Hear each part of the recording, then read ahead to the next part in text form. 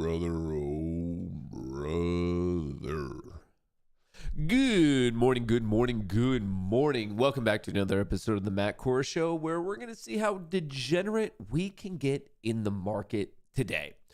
Folks, we are on the precipice of seeing a new all-time high in the world of not just crypto as an entire sphere. We saw that yesterday. I'm saying specifically Bitcoin. Last night in the evening, at least on the East Coast, we got real close, within like $300-400. Didn't hit. Overnight session got a little bit rocky, but we're starting to come back up right now. Today might be the day. March 5th might be the day we see a new all-time high in Bitcoin relative to the USD. Now, I know if you want to get like super nerdy about it, you can be like, well, it already hit new highs in this currency, that currency, and the other. Whatever, dude. We're talking about the dollar here. We don't need any of this other nerdy math, finance, currency, forex crap. We're here for the US dollar, and we're here for Bitcoin. And then also, obviously, beyond that, we have Shiba was ripping last night. I don't have any of it. Obviously, I wish I had some. Pepe, Bonk, Doge. We have all these random meme coins also ripping. Obviously, I'm very, very biased towards Bitcoin. I also have some Ethereum. But hey, I also don't mind it. If you're an active trader, good luck. I hope you crush it. I want everyone to make a buttload of money. But just please understand the difference between an active volatile trade where you're taking advantage of like just some excitement, an excitement cycle, versus an investment. Obviously, Bitcoin is something that you can trade and invest in, and these other ones, Doge, Shiba, Pepe, Bonk, they're an active trade. If you think it's an investment, you should probably get your head examined. They're just simply not. If like every aspect of it, even their white papers themselves are telling you, no. This is taking advantage of a hype cycle. Like, it's not an investment. So just in your mind, there's times to trade, there's times to invest.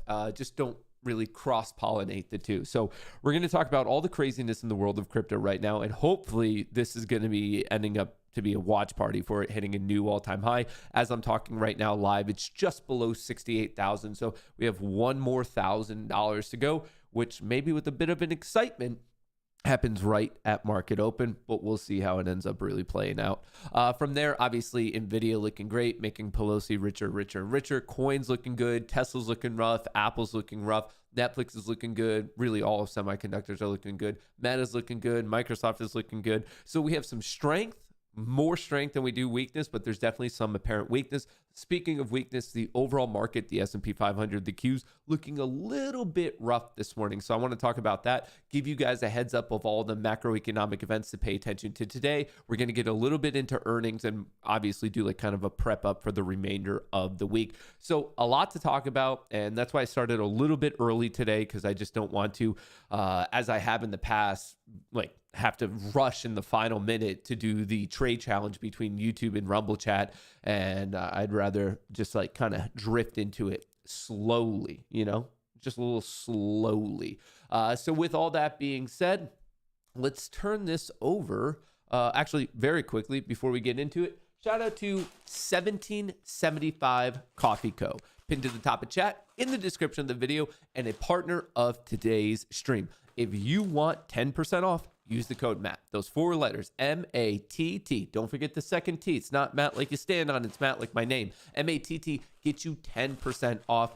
Obviously, this is a company that is directly partnered up with Rumble. So if you're a Rumble supporter, if you're watching on Rumble, if you're in the stock, if you just support what they do, and you're going to buy coffee anyway, you might as well buy something that is more so benefiting you and helping with the company, the revenue, all that good stuff.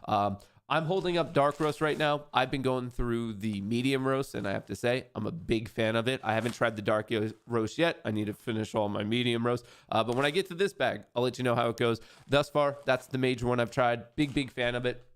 If you're a coffee drinker, it's good coffee. I mean, it's kind of right in your face right there. I mean, why you'll love our coffee, I have to say, the medium roast, it's solid. It's solid. Don't forget, 10% off.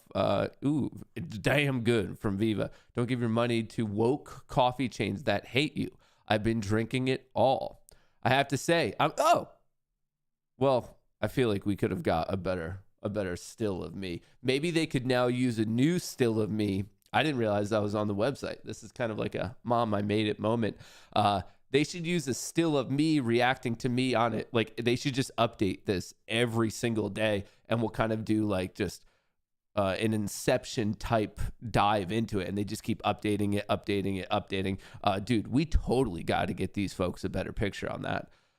Interesting. But anyway, check it out. They are the sponsor. It's good coffee. I like the medium roast. If you're a coffee drinker, I think you're really, really going to enjoy it. And on top of that, especially if you buy things based on, hey, I want to support this company, obviously 1775 partnering up with Rumble. So if you want to support them directly and you're a coffee drinker anyway, check it out. Use the code MATT. You get 10% off. And on that note, let's talk about the old market. Stock futures slip after NASDAQ composite retreats from record. Right here, SPY had a nice push until about power hour yesterday. Selling, more selling. Same thing with the Qs. The Qs, a little bit of a stranger day just because yesterday, because Apple and Tesla were so weak, and we're going to get into that. But the Qs, on a relative basis to the SPY, definitely showing a bit more weakness. So we're going to be getting into that. And then right here in the bottom right, you have your Bitcoin for the Bitcoin watch. I was kind of going through various things. NVIDIA was showing some strength. AMD, like we're seeing clear weakness in some of these tech names. Obviously, the crypto related names are still looking pretty good, but semiconductors starting to falter. Apple getting worse. We're really going to get Apple and Tesla are on my like danger watch list right now. I think we could see more selling in both those names. Once again, Apple and Tesla very much in the short term looking more bearish than they are bullish, to the fact that now Elon Musk isn't even the world's richest man anymore. I mean, thoughts and prayers, you know. Netflix, Meta, just tech is showing some serious weakness. And then there's strength elsewhere. Bitcoin, digital gold, and then legitimate gold are both looking very, very strong. So things to get into. Opportunity is plentiful. Just so you know, for today, at 10 a.m., we have the ISM numbers. They're coming out right here, PMI and prices. These are kind of impactful. They're not the most volatile reports, but something worthwhile to pay attention to. The real party with the macroeconomic events today, for this week, start tomorrow. So not only do we get the non-farm employment change at 8:15, but at 10 in the morning, a half hour into the trading day, we're going to be hearing from Powell. So he has a 2-day stint with our government, the Senate and the House, or maybe I'm flipping that, but regardless, Powell will be testifying both Wednesday and Thursday, 10 a.m. Obviously, we're going to be streaming it, but on Thursday, we're going to get the interest rate decision, not for the U.S., but for Europe, the ECB, the European Central Bank. And then on Friday, we get the unemployment report an hour before the market opens. So yesterday was kind of boring, kind of quiet when it comes to the world of macroeconomic events. Today, it's getting a little bit more intense, but then really the party is Wednesday, Thursday, Friday. So right now, we're kind of like in the pre-party for it. We're pre-gaming all the craziness for the remainder of the week. And I have way too many tabs open. Look at all this. Look at this. Does anyone know a way where I can like somehow dedicate more of my CPU just to keeping Chrome alive? Because in the morning, I just get so jacked up and I was like, oh, I want to talk about this. And then before you know it, I have too many tabs open and Chrome, like I just need to dedicate more to Chrome, or do I need to update Chrome? Hey, who's my computer nerd people in here that could tell me how to make it so it's just, I know why it's happening. It's because I have a million tabs open and then multiple trading platforms and I'm streaming. Like I get that. It's like quite the load. More RAM. This should already be quite a bit of RAM. How much RAM do you have? I mean, it should be. Hang on. Let me bring it up. And I think it's 16. I don't think Brave is going to change the issues, folks. I see you're saying ditch Chrome. I really don't have an issue with Chrome. Brave, I think it's kind of cool with some of the stuff. Brave recovers memory from idle tabs. Oh. Maybe I should be using Brave. Maybe I should. Google Chrome is just below at least 64 gram in case needed. 64? You think I'm doing hacking the Pentagon? All right. I will come back to this. But anyway, China sets GDP 2024 target of around 5%, plans to issue ultra-long special bonds for major projects. We've been diving into this really heavily over the past 2 months. China is on tilt. Their economy and their market is on tilt for a variety of reasons, and they are pulling out all the stops to try to stop the bleeding, and it's just basically to no avail. Give this a listen. How difficult will the target then be for growth? How challenging is this target for the officials sitting there in Beijing?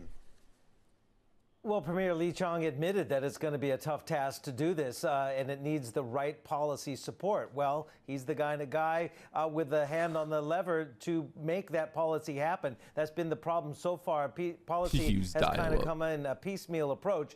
So again, they're pledging and using a pretty ambitious growth target to say that we can hit this. And they also have a pretty aggressive CPI target of 3%, when right now we've had entrenched deflation at the factory gate as well as at the retail stores. So we have to kind of find out how they're going to get from point A to point B with what kind of stimulus and what kind of growth. What is the level of growth that is going to be needed? Because of around 5%, that's the same target as last year, but there are base effects and there are entrenched headwinds that I just mentioned. Property sector distress is still there. The distress in the fiscal coffers. What was China doing back in like 05, 06? That was ripping. If not worse, there's been some measures as well to kind of alleviate the burden to provide growth at the municipal level by the issuance of central government long-term bonds to the tune of 1 trillion yuan.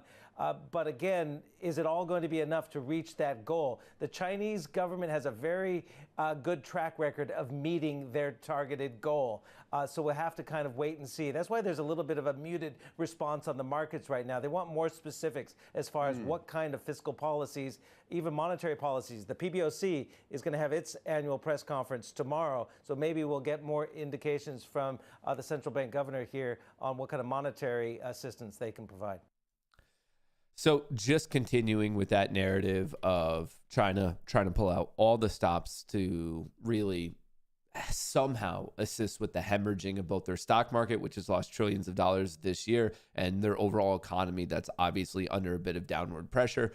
So they're getting into, I don't know, as much as President Xi Jinping does not want to get into this world of the government intervening and quantitative easing and kind of setting up an inflationary situation, it feels like his hand is kind of forced upon him, but we'll see how it plays out. China boosts military spending by 7.2%, vows to resolutely deter Taiwan separatist activities. So a little bit of China economy, market, and obviously a little bit of the political arena right now. China is said to increase its defense spending by 7.2% in 2024. China's 2024 military budget expansion follows a 7.2% increase last year. So it's just up and up and up. I guess they're taking a page out of the U.S. playbook where we just put a lot of money into it. In the government's work report, also released on Tuesday, Beijing vowed to resolutely oppose separatist activities aimed at Taiwan's independence and external interference. So this is the story, and this is going to become very big. It's already very big, but in my humble opinion, because I don't know if you should take it, but it's just my thoughts on it.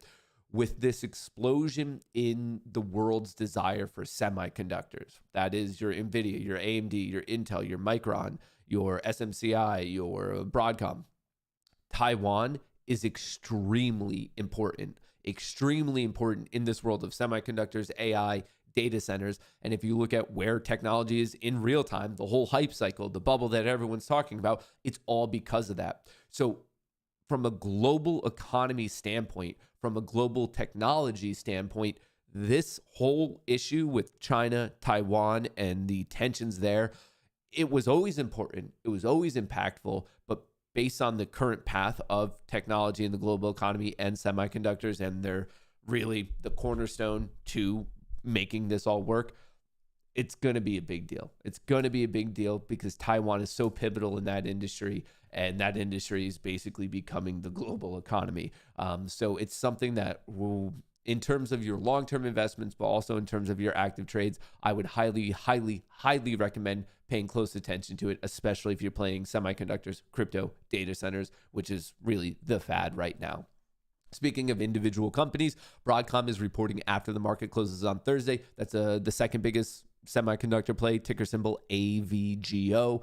But then I do want you guys to know, I didn't see NEO's numbers yet. We got targets. I'm going to be going over that. CrowdStrike is tonight. JD, Abercrombie, and Fitch are tomorrow. Campbell Soup is tomorrow.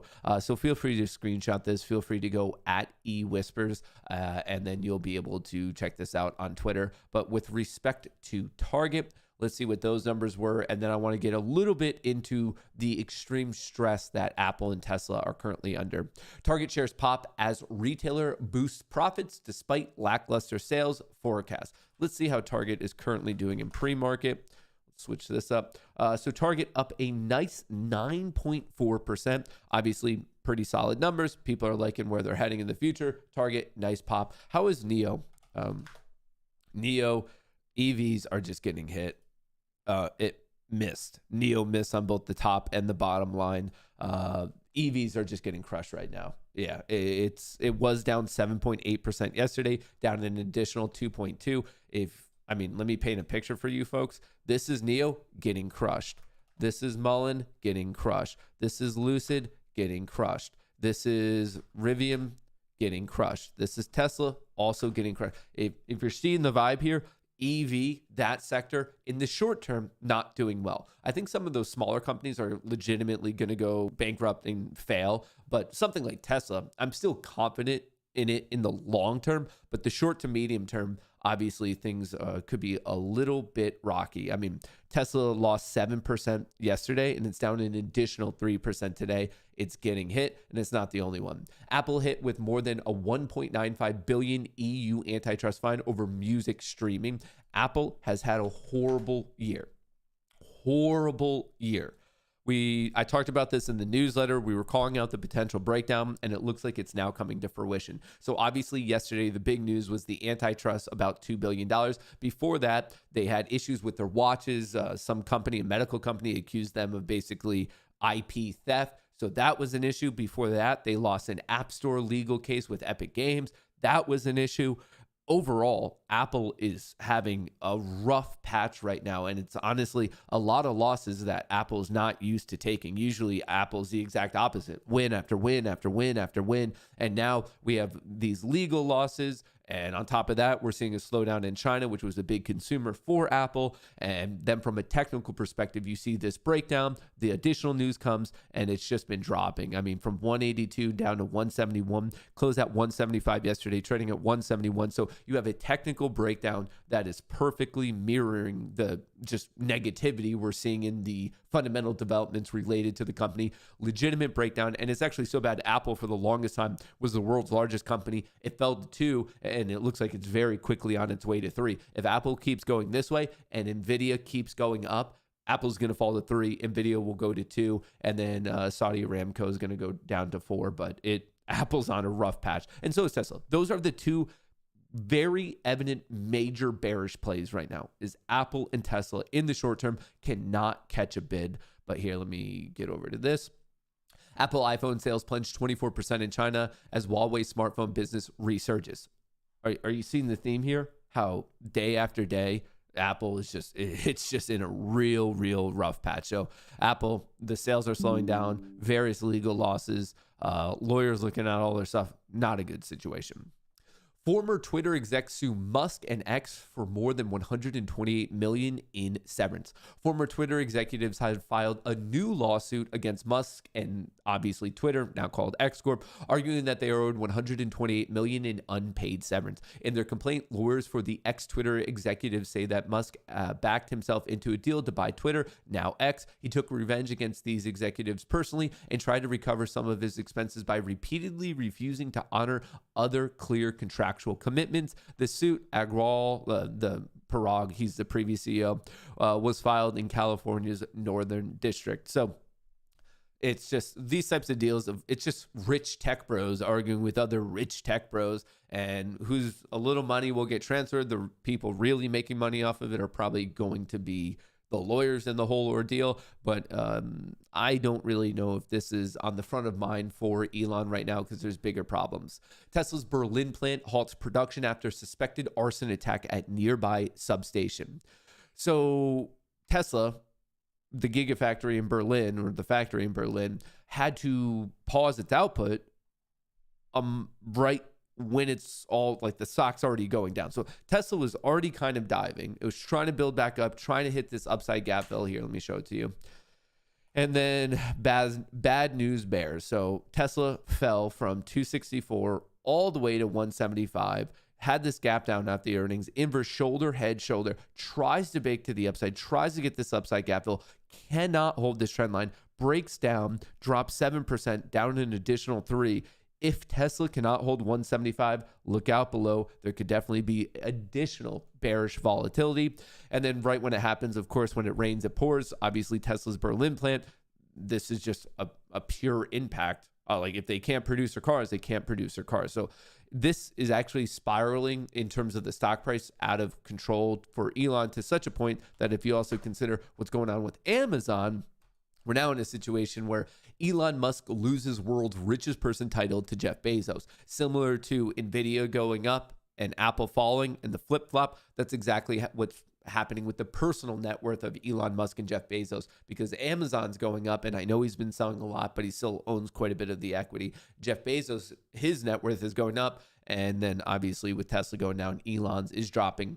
Amazon founder was last number 1 in the wealth ranking in 2021. Gap between Musk and Bezos reached 142 billion at its peak. Imagine that. That's their difference, was 142 billion. For the first time in more than 9 months, Elon Musk is no longer the world's richest person.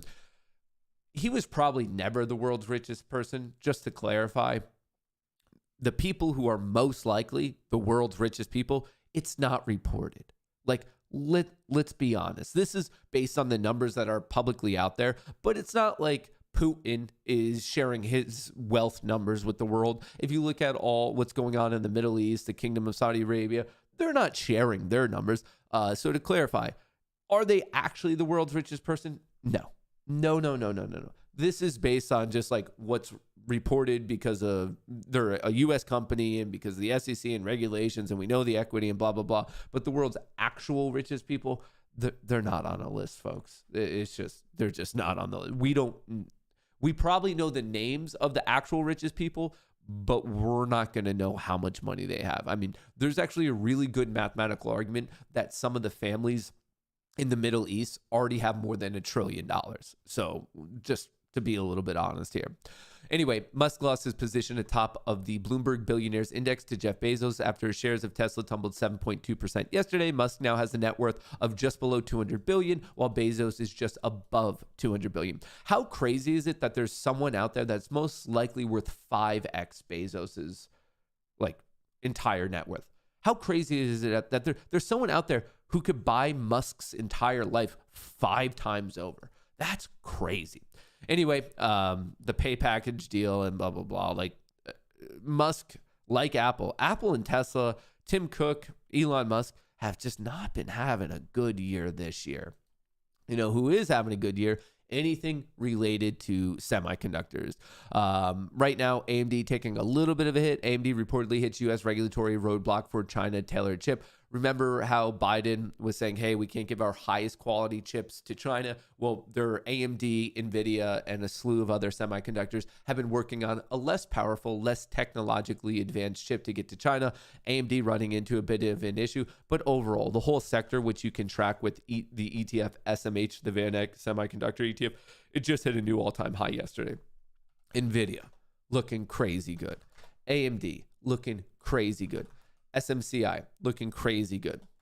Broadcom looking crazy good. Intel not as good as the others. Micron still looking decently good. So the semiconductor world is absolutely ripping. So yeah, is it running into a little bit of an issue? Okay, that's fair, but it also hit an all-time high yesterday. So something to consider. Google co-founder Sergey Brin says his rare public appearance at the company definitely messed up Gemini image launch.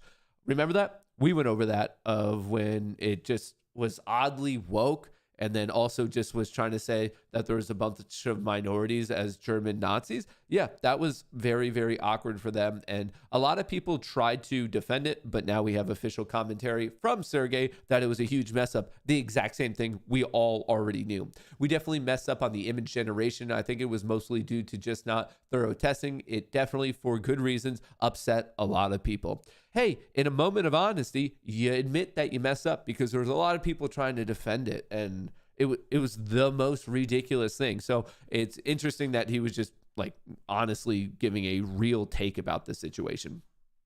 Sign up, mattkohrs.locals.com. It's in the description of the video. My mods will drop it in chat right now. You can get this newsletter into your email inbox every single weekend. And I break down the week, what I'm looking forward in the upcoming week. I gave you all the macroeconomic events. So like the idea of this whole newsletter is like kind of a one-stop shop for all the major things that are happening in the upcoming week. So I give you all the macroeconomic events. I call out all the earnings and I try to highlight the ones that I think you're really going to care about. Probably most useful is the seasonality. If you look at today, Tuesday, March 5th, historically, over the past 2.5 decades, the bulls have won this day, buying at open, selling at close on the S&P 500 futures market 68% of the time. So a slight edge favoring the bulls. The profit factor is 2.64. The bias is obviously bullish. And here's a look at the hypothetical equity curve you would have if you bought at market open, sold at market close on the S&P 500 futures market for this individual day. A nice push to the upside. Does it win every time? No, it wins 68% of the time.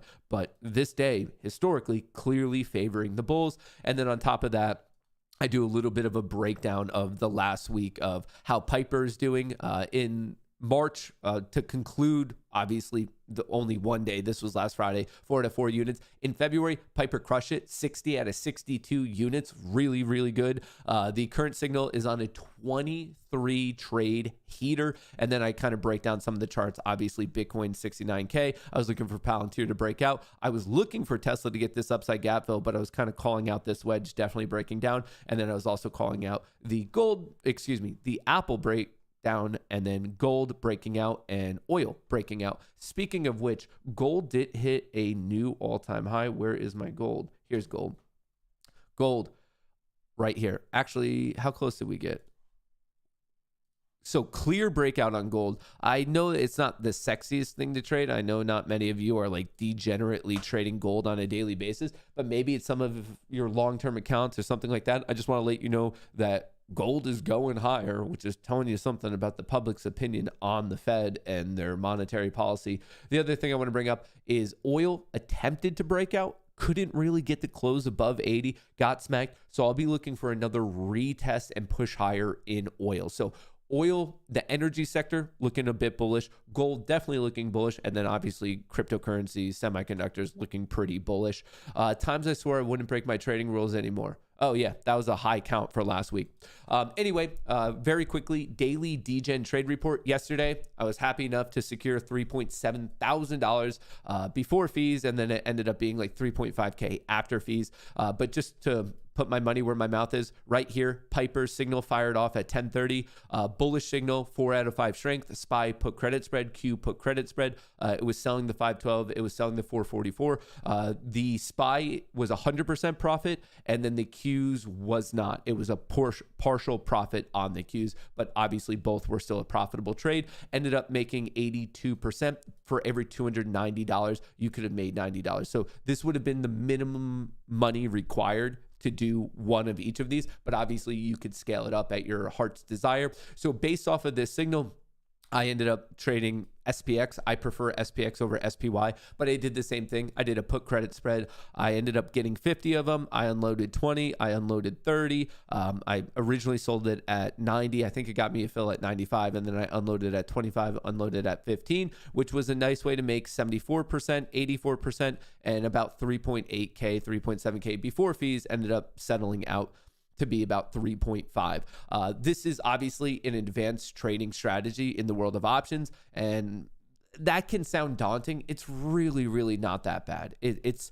if you've ever done any sports gambling and you could do over under bets of, oh, I think the score is over this or under that, that's exactly what credit spreads are. It is just literally an over-under bet. It's a binary situation. And I think it's actually one of the most effective ways to be profitable in the market. And that's, I obviously put my money behind that belief, and you get to see this. So if this is something that interests you, the entire first month is free. Just use the code Goonie. You get the lecture videos, you get Piper signals, you get my trades, you get other community member trades. There's a trading league, Texas Roadhouse Talk, the newsletter. Some people do gaming, some people do sports gambling. Basically, it's just a community for like-minded traders. And if you're at all interested in this, if you wish you could get this in a single day, I'm more than happy to teach you what I know.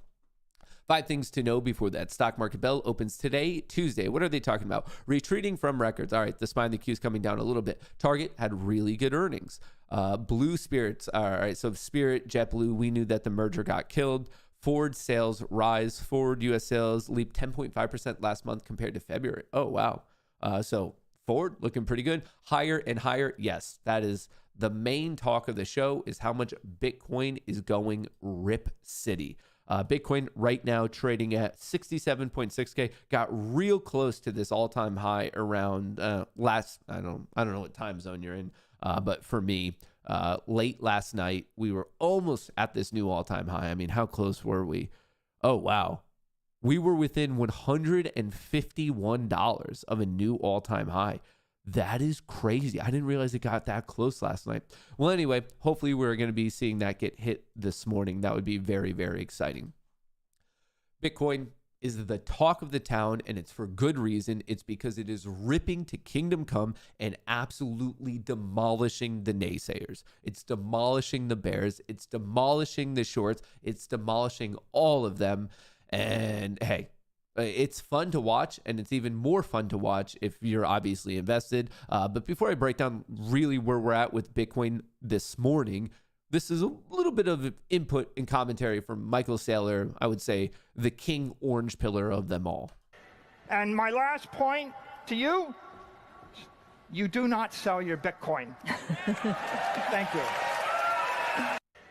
And my last point to you, you do not sell your Bitcoin. Wise words. Crypto liquidations crossed 550 million as Bitcoin remains volatile ahead of historic highs. Meme coin futures took on nearly 90 million in liquidations as price corrected after a massive rally in the past week. To sum it up, huge volatility, and things are just going absolutely haywire. So just for the point of posterity, Bitcoin currently trading just below 68,000, worth 1.3 trillion, and the entire crypto sphere at a new record high of 2.51 trillion. With Bitcoin itself, we were a smidge away, right there, of hitting an all-time high, and obviously fingers crossed that we're seeing that today. Year to date, Bitcoin is up 58%. In the past week, it's up 23%. And in the past year, from here, rewind 12 months, it is up almost 200%. And there's many reasons for it. Yes, there's excitement. Yes, there's FOMO. Yes, the bears and the shorts are getting squeezed out. But there's also just a supply-demand issue. Not much supply, lots of demand as represented right here. Look at these assets under management. I mean, it just is growing and growing and growing. This is wild. This is the demand. And roughly, depending on the day, there's about 10 to 12 to 13x more demand than there is new supply. So what do you think happens to price? It rips and rips and rips. As I wait and wait and wait for this tab. Deribit's Bitcoin Volatility Index signals price turbulence hit 16-month high. The surging IV, implied volatility, has boosted the allure of call overwriting strategies that allow investors to generate additional yield on top of their spot market holdings. I wish I could do this. Unfortunately, Deribit is not available to people within the US. I'm very, very jealous of anyone who has direct access to options for Bitcoin, for Ethereum. It's just not a thing that's in the US right now, unfortunately. But I myself would be writing as much premium as I possibly could right now. And it's just, I'm being left out. I'm being left out. I'm angry about it. I don't know how to handle it. I don't know what's going on in the US. We already have the spot Bitcoin ETFs. Give us the derivatives market for Bitcoin. What's going on? Very, very frustrated. But hey, if you're not in the US, or if you figured out a way around the system and you're taking advantage of the derivatives market, congrats to you. I'm definitely jealous. Definitely a bit jealous. All right.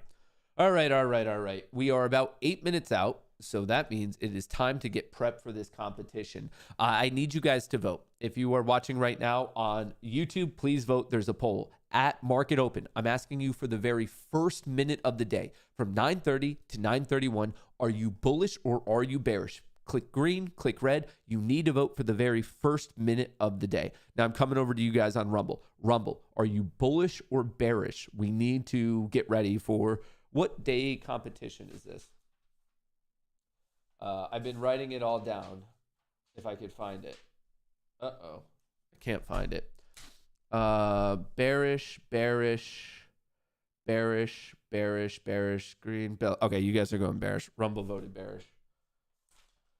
One bullish vote. Where in the world are my notes on this? Oh, here we go. All right.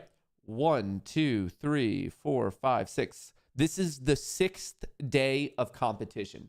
This is day number 6 of the trading competition between YouTube chat and Rumble chat.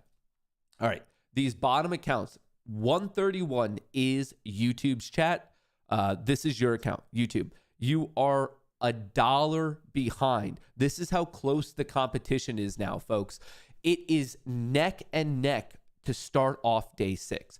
Account 131 is up $874.48. A smidge above that is Rumble Chat, up $875.50. That is $1.02 difference to start this day. This is crazy. Absolutely crazy how close this is. So kind of interesting because for the first 4 days, YouTube was clearly ahead. But yesterday, Rumble had a just crazy gain and was able to make up all that distance and provide a slight positive delta. So for the longest time, YouTube was dominating. And then Rumble comes in yesterday and said, hey, we're ready from the weekend. We're ready to crush it. And they did. They did. This is a race to a gain of 2,600. It's 2,600 because that's where you could take money out of these Apex accounts and actually lock it in. So we're almost halfway there. Almost halfway there. Today, hopefully these accounts are both up over $1,000, but we'll see how it goes. Thus far, the first 5 days of competition, both sides are perfect. YouTube and Rumble have both hit 5 days in a row. Rumble tends to be faster. Their orders are getting hit first. But for all the days except for yesterday, YouTube's gains were bigger. So this is actually a very close competition. Now, to get the idea of how many contracts we're going to trade, obviously you guys are voting right now. But to get the idea of the size of the trade, we're going to the Magic Wheel of Destiny, the WAD. This first one is for YouTube. YouTube going big this morning.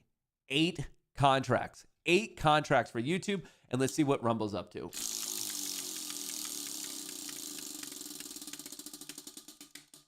7. Dude. We're having a big day. We're swinging. We are swinging for the fences today. All right, let me write this down. YouTube and Rumble, you are going in opposite directions. Bear by 7, bull by 8.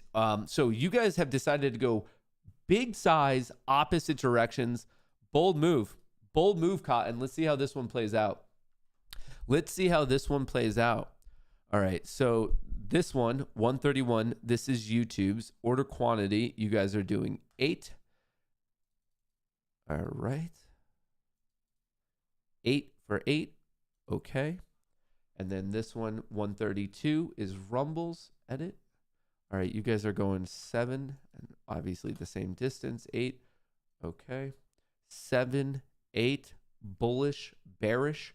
Folks, we're ready to rock.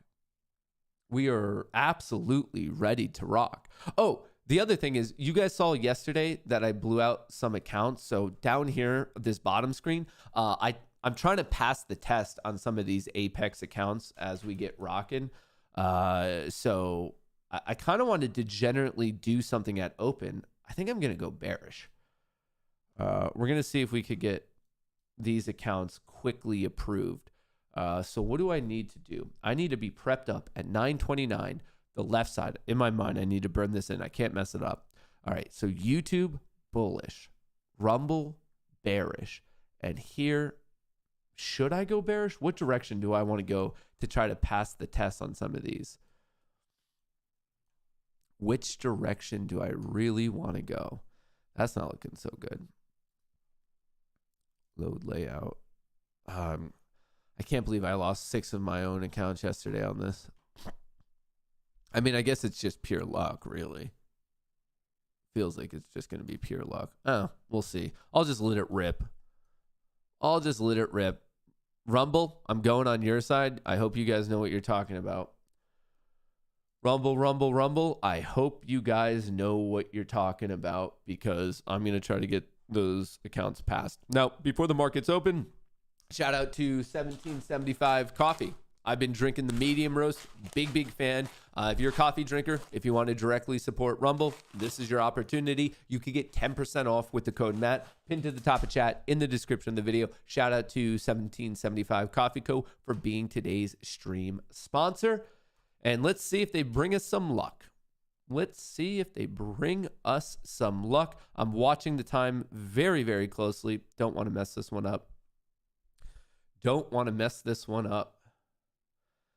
Okay, short, long. I got it all right. I mean, relative to the first competition, I feel like I deserve a little bit of a pat on the back for not messing up the competition as much as I did the first time around, but we'll see how it goes.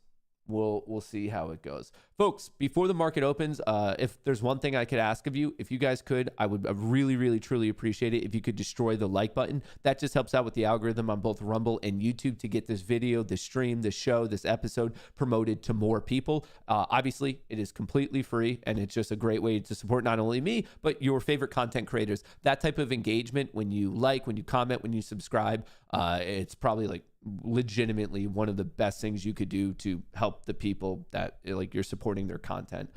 So I'll remind you of that just as we're waiting for this market to open. Thank you. All right. What are we doing? Ready.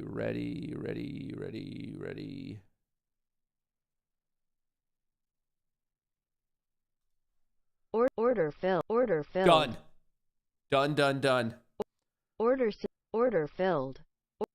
filled. Order canceled. Uh-oh. Order submitted. Uh-oh, YouTube. You gonna blow out over here, YouTube? YouTube chat. Order filled. YouTube chat just blew out their account. YouTube, you losers. Gone. Account dead. 131 is gone. A bunch of losers. Rumble, you won. By definition, you won. Technically, the goal was not achieved, but YouTube could not even survive it.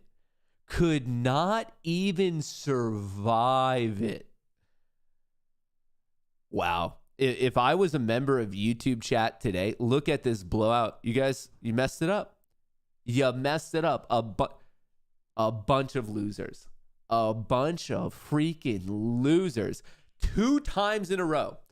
2 times in a row. Rumble has proved to be dominant. 2 versus 0. You guys suck. Order filled. Uh-oh. Wait, what's going on? Is something trading? This is what happened yesterday, where things were trading and I didn't fully understand it. Hello? Mom? Every other account has hit $3,000, $3,000, $3,000. And then a bunch. The only red account was YouTube's account. Good job. Good job, YouTube. Good job, YouTube. A bunch of losers. All right. Massive congrats to Rumble. You guys have proven to be dominant again. The official score count is 2-0. YouTube has never felt what it's like to put the trading crown on. And at this point, you have Rumble's crown that is double stacked up, just completely double stacked up. So massive congrats. Massive, massive, massive congrats. Who voted bullish? That's a great question. You guys in YouTube chat, you guys should start kicking out the people who voted wrong. Completely kick, like that's embarrassing. That is completely embarrassing that you guys voted like that. Anyway, we will be able to run back the next competition starting next week because these, okay, so just to clarify, this is all via Apex. It's sim defunded. Basically, you pay to take a test. It's anywhere from like $20 to $30. If you do well, then they fund an account where you can actually get money out.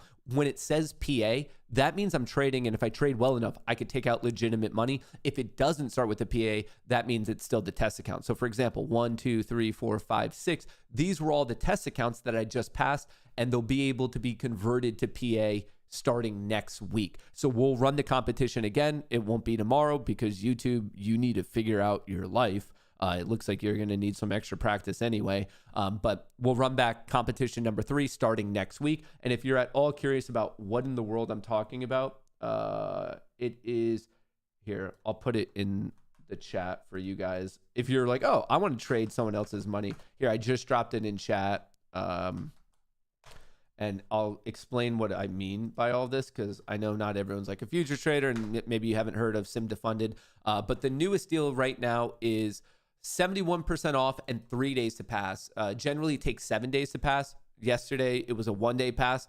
So those all traded today. I'll trade on them again tomorrow, the next day, and then we'll start the new competition on Monday. So those ones that I just passed the test, we'll use that for the next actual legitimate trading competition. So if you're curious, I think right now it's like $30 if you want to try it out to see if you could pass the test. It's not easy to pass. But anyway, if you're trying to get in on this deal with the 3-day pass, just make sure the code GOONIE is applied, GOONIE. It should be auto-applied if you use that link that I just shared. But anyway, that's the deal. SPY, dude, who voted like, what? You guys really saw the market this morning and you're like, oh yeah, no, that's bullish. Can you believe, I'm truly in disbelief that there was people on YouTube chat who saw this pre-market and they're like, oh yeah, no, I'm bullish. Who? Someone on YouTube chat, like, and it was actually 55% of you, 55%, 750 voted. So we're talking over 300 people actually said, oh yeah, no, I'm bullish. No. That's what I like. Look, imagine that. Someone saw this pre-market. They had the exact same information and they're like,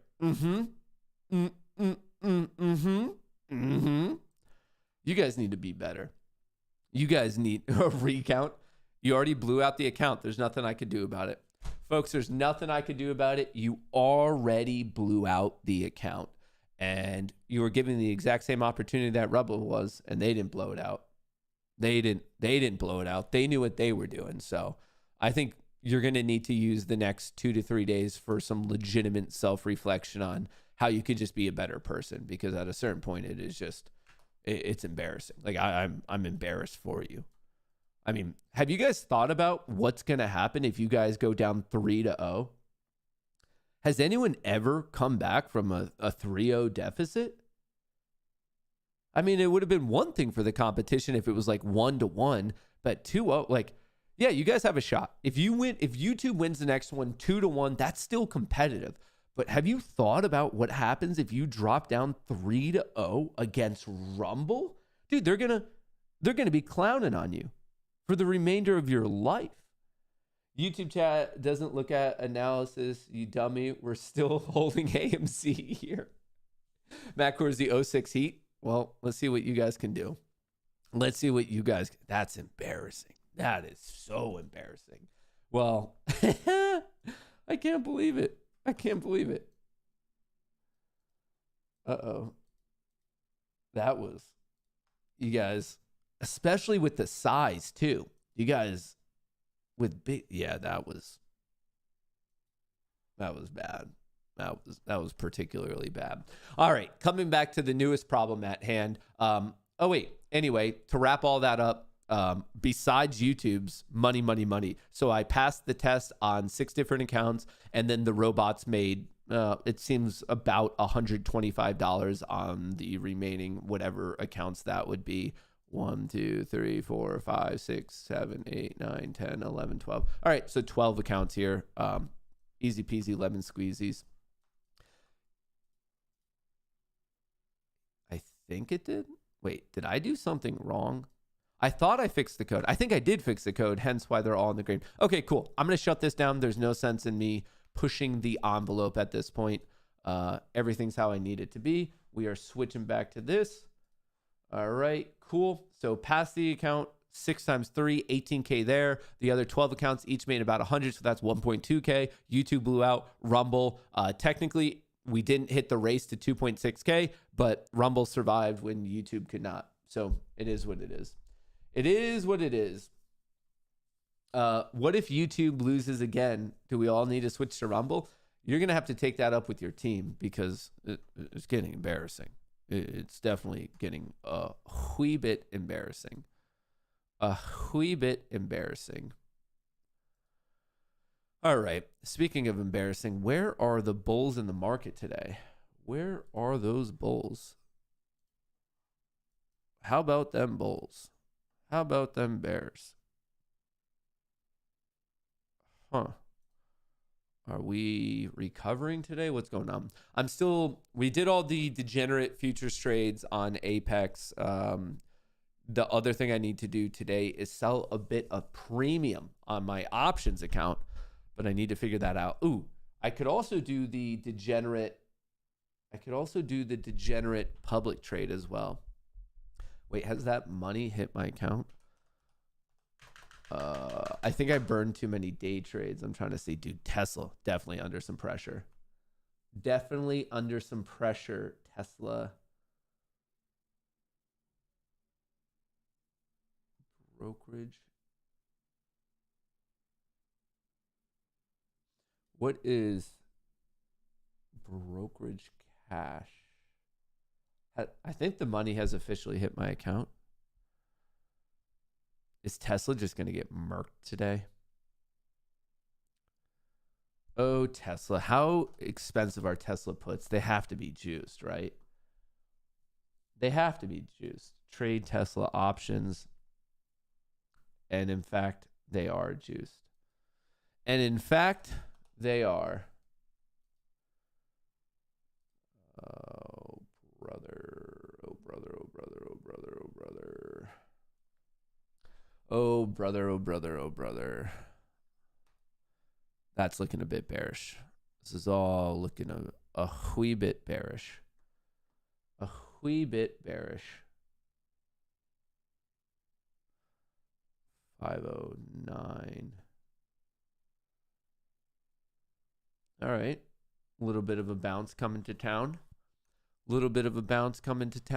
Let's see what the options market is doing at open, and then we'll see if there's any breaking news. But here, trying to load this up. I want to see what the notional delta is on the day from Spock Ammo. We'll give that a second to load. Tesla somehow catching a bid. Bitcoin doing its thing, coming back to 68K.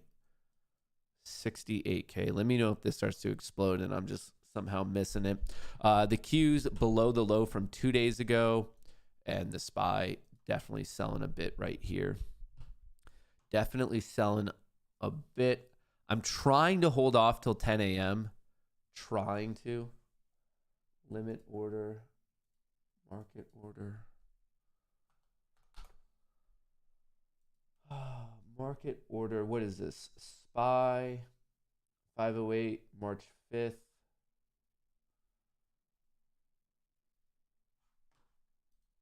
What's going on with the net delta here?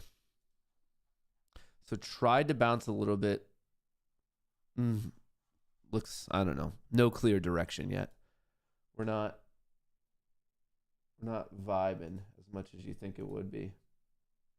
All right, I'm going to see if I could do a stupid scalp on the SPY just to collect that rebate on public. All right, what did I just do? Average cost 29, so I need to sell it at 31.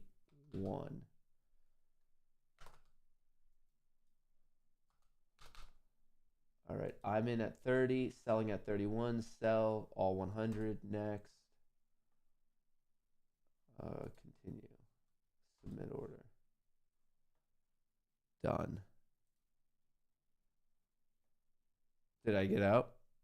I'm trying to do a really dumb spy scalp where I get in and out for a 1 cent difference and just collect the rebate on public. Did it work? It didn't work yet. Not working yet. Uh-oh. I think I might have screwed myself over. I bought 100 of these and I'm in at 30 and I already put the order to get out at 31. I'm literally just trying to scalp 1 cent just to collect the $36 in rebate plus the $100 in the cent differential. I did this yesterday to pay for dinner and I'm just trying to see if I could do it again to pay for dinner. Did it hit? Did it hit? Did it hit? No, I don't think it hit. Uh-oh. Wait, no. Did it hit? It did hit. It just hit. There you go. That's how you make a quick $136. $100 from the trade because I had 100 of these puts. I wrote it from 30 to 31, but then I got another $36 in rebate. And just so you guys know, the whole rebate thing with public will be ending, I think, in March. A little bit of the scalp, but more so to play that rebate. And I don't know. Kind of want to... Matt, do you actually use the money to pay for dinner? Do you factor in the taxes before deciding your dinner budget? I mean, a lot of the times my dinner, like last night I ate guacamole and sausage, which I think my bill was $20. Like I think I bought peppers, avocados, and sausage. And I bought Piper food, and the whole bill was $22 at Whole Foods. So I'm pretty sure with the excess, like $114, that I should be good. It's more of I just want to cover my fee. And really, I'm trying to come up with a strategy where I can continually like work on this rebate, like the gaming of rebate. Does it show you the rebate in here? No. History. So like here, you could kind of see it. So right here, I bought 100 of these, 100, and I got an extra rebate of $18 because you get 18 cents per one. So times 100, $18. And then when I sold it, you get to double dip. You get the 18 on one side and then the 18 on another side. So I got in at 30, out at 31. So that was a gain of 100 because I have 100 contracts, then another 18 and another 18, which means I made 136. So basically I increase my gain by an additional 36% because of the way their rebate stuff works. Feels like it's a fun system. I don't know. I feel like there's definitely some form of opportunity there. Oh, and in the meantime, Bitcoin is ripping. It's really ripping. Wait, are we about to go? Add alert. Are we about to see the all-time? Are we going? Is this it? Oh, brother.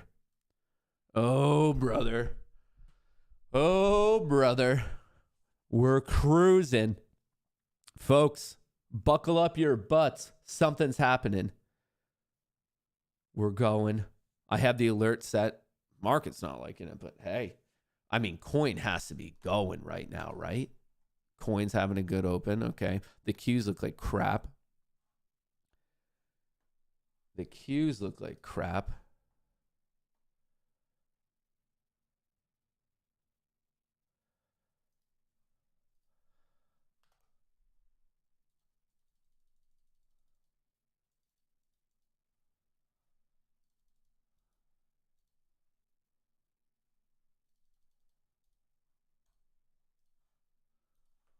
What are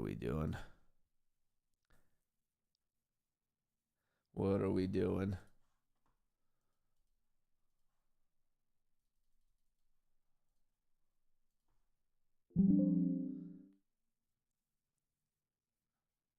What was this? What alert? What alert am I getting? Bitcoin.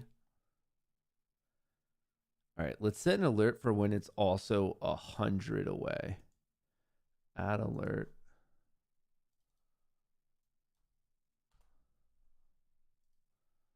All right, so we're not going to miss it.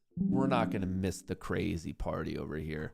A little bit of a dip. The Qs are not catching a bid. Lower highs, lower lows. The Qs are definitely under a wee bit of pressure. A wee bit of pressure. Wow.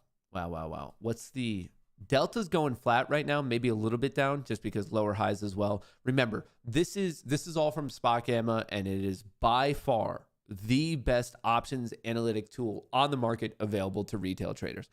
I know you guys know of other ones, and I'm promising you this is better, run by people who better understand the market. I've talked with the founders, the coders. These are legitimate options experts, and this is the best options data for intraday stuff. But anyway, the white line is the price line of the S&P 500. Obviously, you could look at whatever you want. I'm just using the S&P 500 as an example. The purple line is the notional delta for the all expirations put together. And then the green line is just the 0 DDE. So it kind of gives you an idea of what's going on for degenerate 0 DDE traders, and then also the overall just picture of everything. So just wanted to share that of what the three different lines are for you. Over here, obviously you have the price on this left axis, and then on the right axis, that's actually the notional delta, the delta notional. But anyway, it is nice to see what the derivatives market is doing. Is it agreeing with the price? Are they buying calls? Are they selling puts and we're going up? Or is the price going down and they're actually selling calls and buying puts? Or is there a difference? Is price going one way, but then the derivatives market is telling us something different? And that's honestly one of the most useful indications of when there's a bit of awkward divergence, and then one of them obviously is going to eventually win out.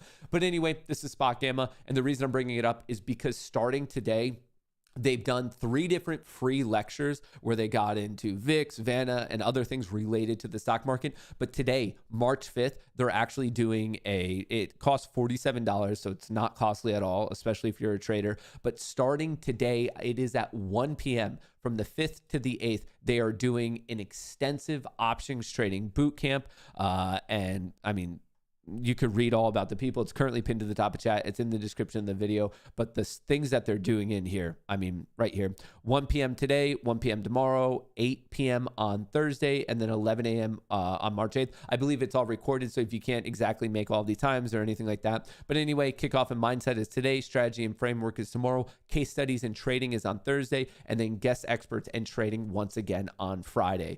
So if you're at all interested in this, like I said, it's $47. I mean, I'm going to be there because these guys, they know what they're talking about. They are very, very informed people. So check it out. Pinned to the top of chat in the description of the video. Classes start today at 1 p.m. ET, just so everyone knows. The SPY diving. Whew.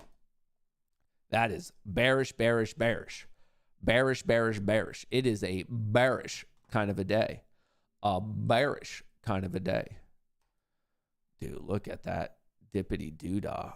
Where do we have some support? Maybe 5,000. Well, we're almost at 5,100. I wonder if there's going to be a reaction there. Just off that key level. Maybe the old double bottom. It seems it's roughly going to be 509. I don't know, 35 is equivalent to the SPX at this key level of 5,100. 5,100 feels like it's going to be pretty pivotal. Bitcoin looking good. It's picking up almost. This green line up here is the all-time high on Bitcoin.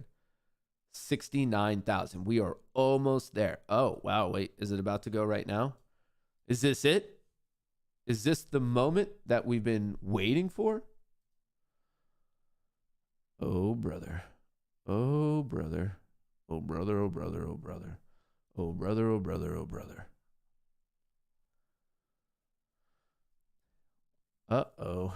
Uh-oh, SpaghettiOs. Coin's picking up nicely with it. All right. We are within $200 of a new all-time high. Like I said, folks, buckle up your butts. Is it going to happen, or is it just going to tease us all day? Is it just going to be a giant tease all day? Okay.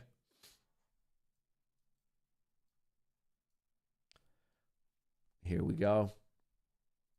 Here we go. Some rich guy's just gonna.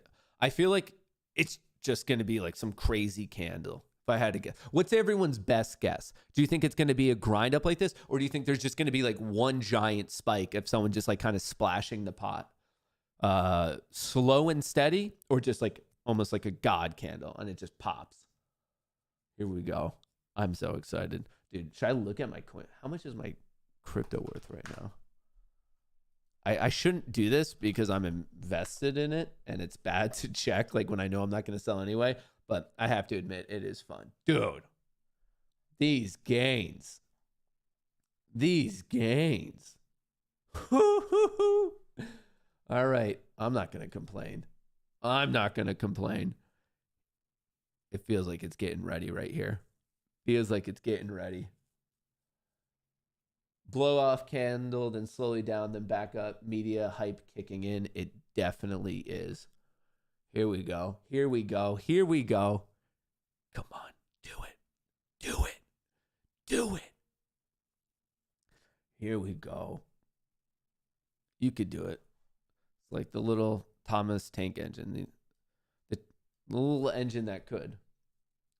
Slow and steady. ETFs have brought stability, not on a 1 minute candle. That like understand that the stability that ETFs bring is on like still a larger time frame. This we're talking about like just a 1 minute bar that's literally $200 to $300 on a $69,000 asset. Like that wouldn't actually even be like really volatility based on the notional value.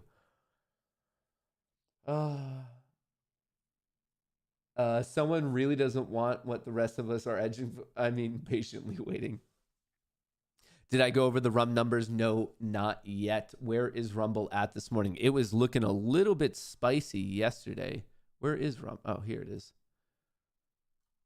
Rum holding 7. We'll come back to that. Maybe we'll put rum up there. Rum not having the best intraday. Well, we will go over the rum numbers.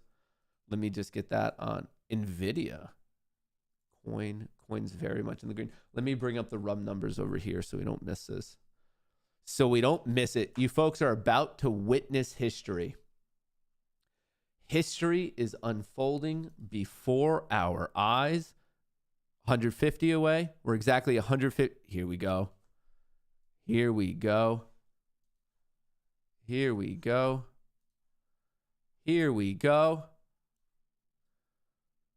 All right.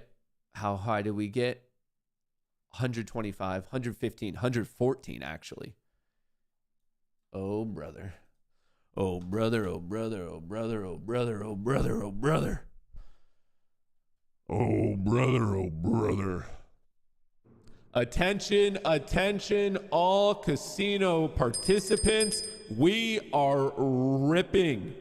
New all-time high is in sight. This is not a drill. This is real life, folks. We're almost there. We're $52 away. 52 buckaroos away from a new all-time high. Oh, brother, oh, brother, oh, brother. Dude, are they toying with us? Quick smack to a tune of 300. Do you think they're gonna nosedive it right afterwards? Do you think they're like gonna tag it exactly and then someone's buying it back? The battle of the Bitcoin billionaires. The battle of the Bitcoin billionaires. Here we go. This is it.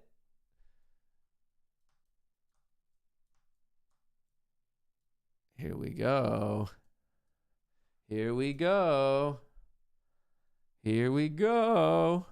Yeet. All right, we got the soundboard up. Everyone pay attention. This is it. We're watching history.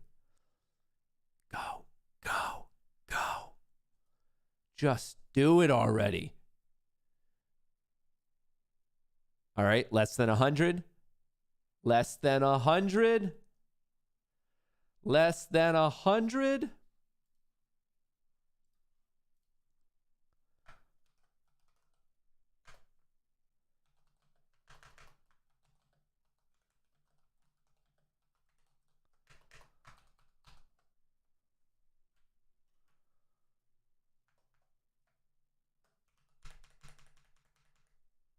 Come on. That high right there was at 68,950, exactly $50 away. $50 away. This is it. March 5th, 2024. Going down in infamy. Come on. You're right there. You're right there. Don't forget, there are some macroeconomic reports coming out at 10 a.m. Not that any of you probably care about it at this point, but just so you know, there is some stuff. There is some stuff. A little bit of this, a little bit of that.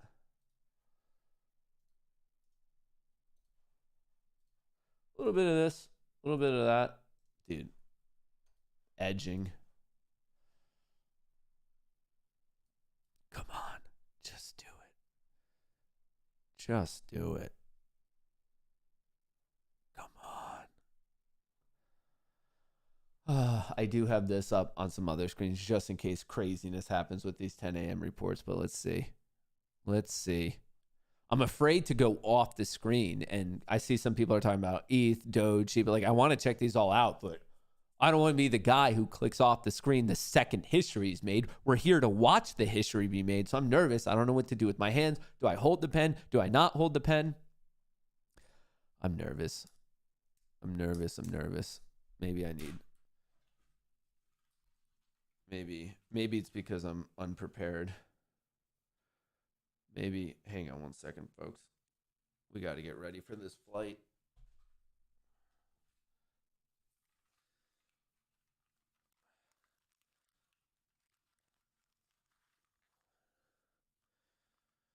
All right. I feel a little bit safer now. I feel like a little bit more ready for this. I don't know what's going to happen, but obviously I don't want to take any chances here. Don't want to take any chances. Oh, brother. Oh, brother. Here we go. Here we go. I would recommend to anyone watching this, put on protective eyewear. You don't want your eyes to get messed up. They could get dry if there's like a lot of wind, G-force. Obviously, something to protect your hair. We need perfect hair for this to happen. You don't want to risk that. You don't want to oh. Uh-oh. You guys want...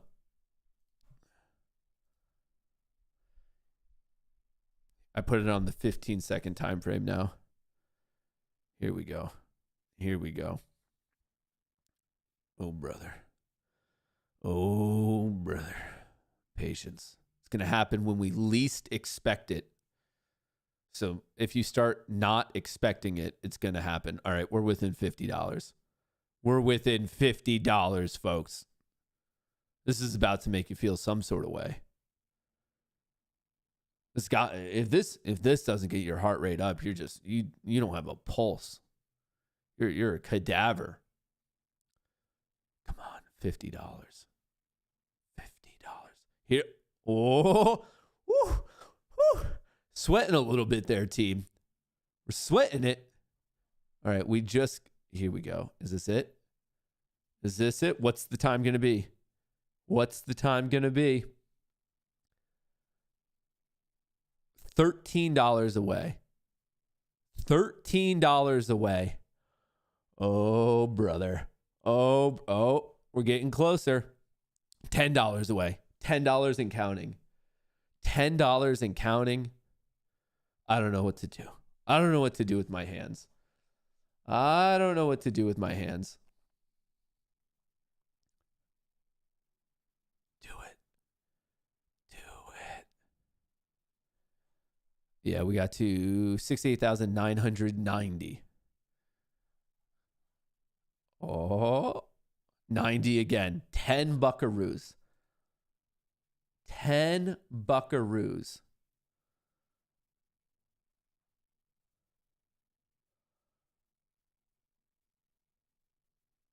Dude. Dude. Dude.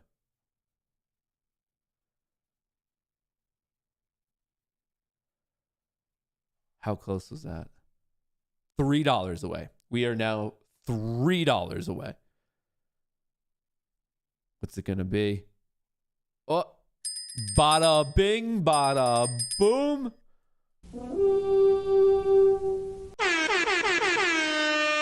Wall Street, Wall Street, Wall Street. You just saw it. Wall Street. We are now Wall Street. in Wall Street.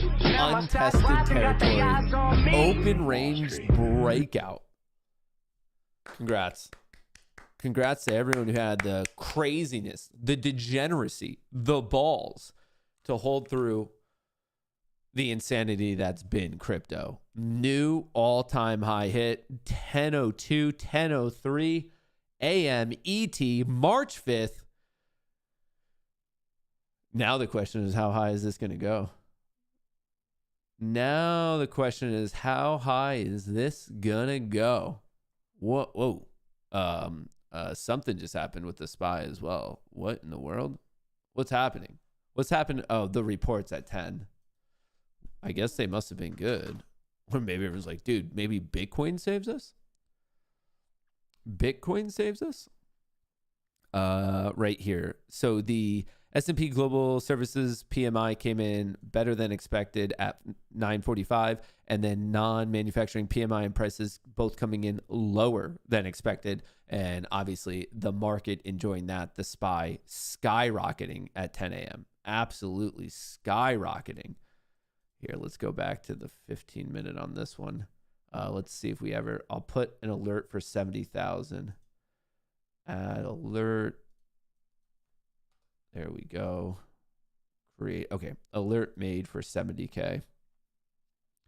Alert made, alert made, alert made. So the SPY popped. The question is this going to hold at all? I mean, you can see exactly what happened with the Delta. I mean, options just went haywire. Look at all these calls that got bought. So the orange and the green line are calls. Obviously two different time frames, but aggressive bullish call buying. And then some of the puts got closed, but not many. I'm curious if this is going to hold. There was a flow alert, which is sometimes indicative of a reversal. I'm curious if it's going to hold or if they're just going to quickly take their profits and then just say, peace, see ya. Kind of just like whipsaw people right here. Curious. Very, very curious if that's going to happen. Bitcoin, a lot of volatility going on now. I think to no one's surprise that's happening. To literally no one's surprised that it's prompting all that volatility. Wild, wild, wild, wild.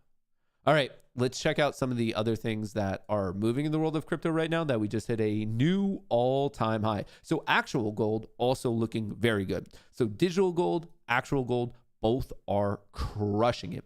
Ethereum tagged 3,800, not that close to its all-time high of about 4.8K. So ETH has some room to make up, about another $1,000. We'll set that alert. Just hopefully in the near future that happens. Solana also kind of far away from its all-time high, but maybe one of these days it'll get there. Here, just setting up some alerts for all this stuff. Let's see how Doge is doing. I know the memes are Doge. Come on. Doge popping. It's been on quite the run. What about like bonk? Also a little bit of retreat, but obviously popping.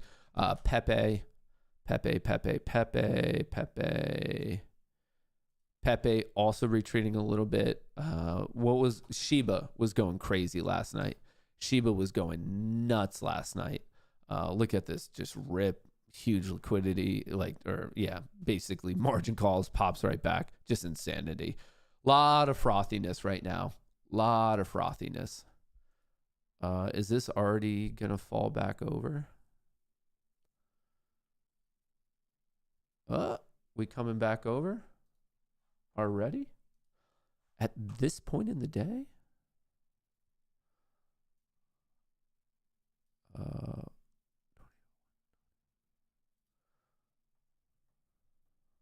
at this point in the day, that news not holding at all. Already very quickly giving it back. Wow. Wowzer. Wowzer, wowzer, wowzer.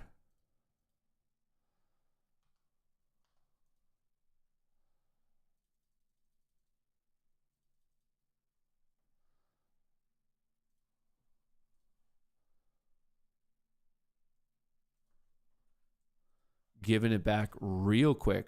Some interesting. So the price is already giving it back, but the calls are kind of staying flat and the puts are staying flat. So we're not really seeing movement in the derivatives market as the price is being given up. Something worthwhile to monitor. Coin ripping, about to hit 240. Bitcoin, the current all-time high is 69,324.58, at least on Coinbase. I'll set an alert for that to know if we get a new all-time high. Wow.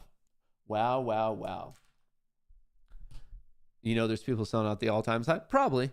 But, I mean, for me, I do have a small active like leverage trade on. I leverage $500. But other than that, like 99.9% of my crypto is just like an investment. So I'm not like actively trading it. In all reality, I feel no particular pressure to chase this whatsoever. I just really, really don't. What was that? The spy's already vomiting. Wow. Could not hold squat, team. Could not hold squat. All right. The Piper signal just fired. I'm giving it to you guys in the Discord. What is today? Today is the 5th, I believe. Is it the 5th all day?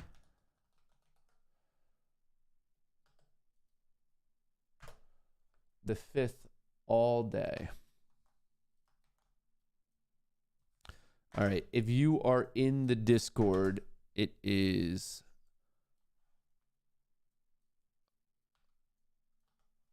going up.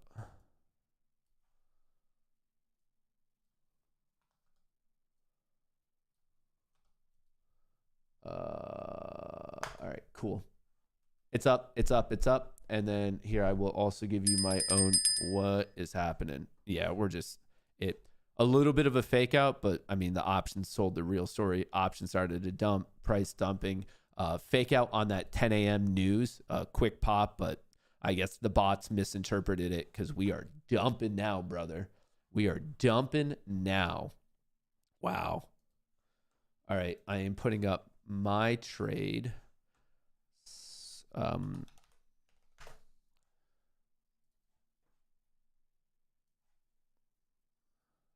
Wow, this is crazy. It's the volatility is picking up so quick. Downloads. Yes. It's taking me forever to get this up, and the movement on it is crazy. Absolutely crazy. What did I do? All right, mine's up as well. Mine's up, mine's up. In fact, things are moving so quick right now. It's already up.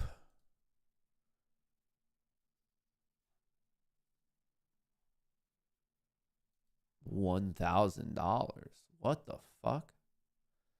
All right, I'm going to be targeting my like 3%. Lots of whipsaw right now. Lots of craziness. I don't know which way things are going to break. I hope my position ends up still being solid, but we'll see. We'll see. We'll see. We'll see. A couple of you guys are asking this. It's right here. If you want to be in the Discord, it's in the description of the video, but you can get in. It's free for the first month. If you use the code Goonie, make sure the code Goonie is properly applied when you're checking out, because if not, you will be charged. Please apply the code Goonie, and your first month will be free. It'll bring you to this. Basically, Locals is the membership management platform, the payment management platform. And then when you get in, there's a giant Goonie Discord right here. You click on that to get into the Discord, or the second pinned post has the link to the Discord and also the reminder to use Goonie to be in for free. So if you want to trade with me, if you want Piper signals, if you want just some education on the weekends, actually, in reality, you can ask anyone in the Discord. That's probably the most useful part of the Discord is the private lectures on the weekend. We get into stuff that you will not find in the world of retail anywhere else.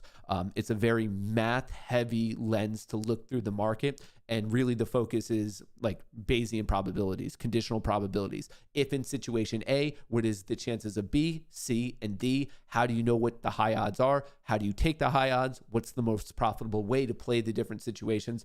And in terms of proof, does it work or not? That's exactly what I show you guys in all these daily reports. So like I'm putting my money where my mouth is, my actual own account based on the stats of the market. Here's the Piper signal. It just fired off. So this was yesterday's signal at 10:38. It was bullish. We had a bullish day. The Piper signal just fired off for today. Everyone in there got it for today. So if that's something that interests you, no harm, no foul. The first month's free. If you like it, which I strongly, strongly believe you will, you can stay after the first free month. And then if you don't, like I said, no harm, no foul. You could just cancel your account and it didn't cost you anything anyway. The market is so hyped. My trading view is struggling to keep up. Yeah, it's with this new high in Bitcoin. 10:02 ET, March 5th, new all-time high. As the SPY and the Qs are taking a hit. Bearish, bearish, bearish. The 5-minute, the 10-minute, the 30-minute, bearish. The 5-minute, the 10-minute, the 30-minute, bearish. It is hard to be a bull on this very small time frame. Obviously, I'm looking at a minute. Like I'm not looking at the daily, even the daily chart though, potentially peaking. But right now, clearly in the short term, the bears are currently in control with respect to the equities market. The bulls are clearly in control with respect to the crypto market and also gold itself. I think silver is also looking pretty good. How's Shiba doing on this craziness right now? Shiba, lots of volatility. What else do we have? I wanted to check back in on Ethereum. Ethereum actually looking pretty strong. Be cool if we could see 4K today, tomorrow. Would love to see that on ETH. My major crypto investments are split between Bitcoin and ETH. I have mostly Bitcoin, but I have a decent chunk of ETH as well. Used to have Solana. Wish I kept it. Oil bonds are looking good. Tesla's getting murked right now. If you have Tesla Blitz, congratulations to you because this thing is clearly breaking down. So obviously breaking down. The Qs are showing a bit of weakness. The SPY is showing a bit of weakness. Do I think this keeps going? So you can see right here the options going flat. So the options did pop. People were getting aggressively bullish. Then they got aggressively bearish. And now they're trying to decide. But it is looking a little bit heavy. Almost like the delta wants to drop again. On the Qs. On the Qs. Can I play this? Can I get another scalp off on the Qs? QQQ. Trade options. Puts.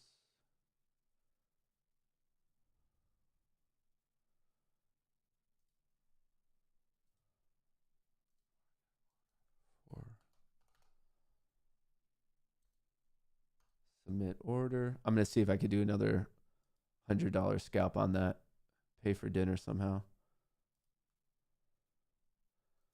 Sell.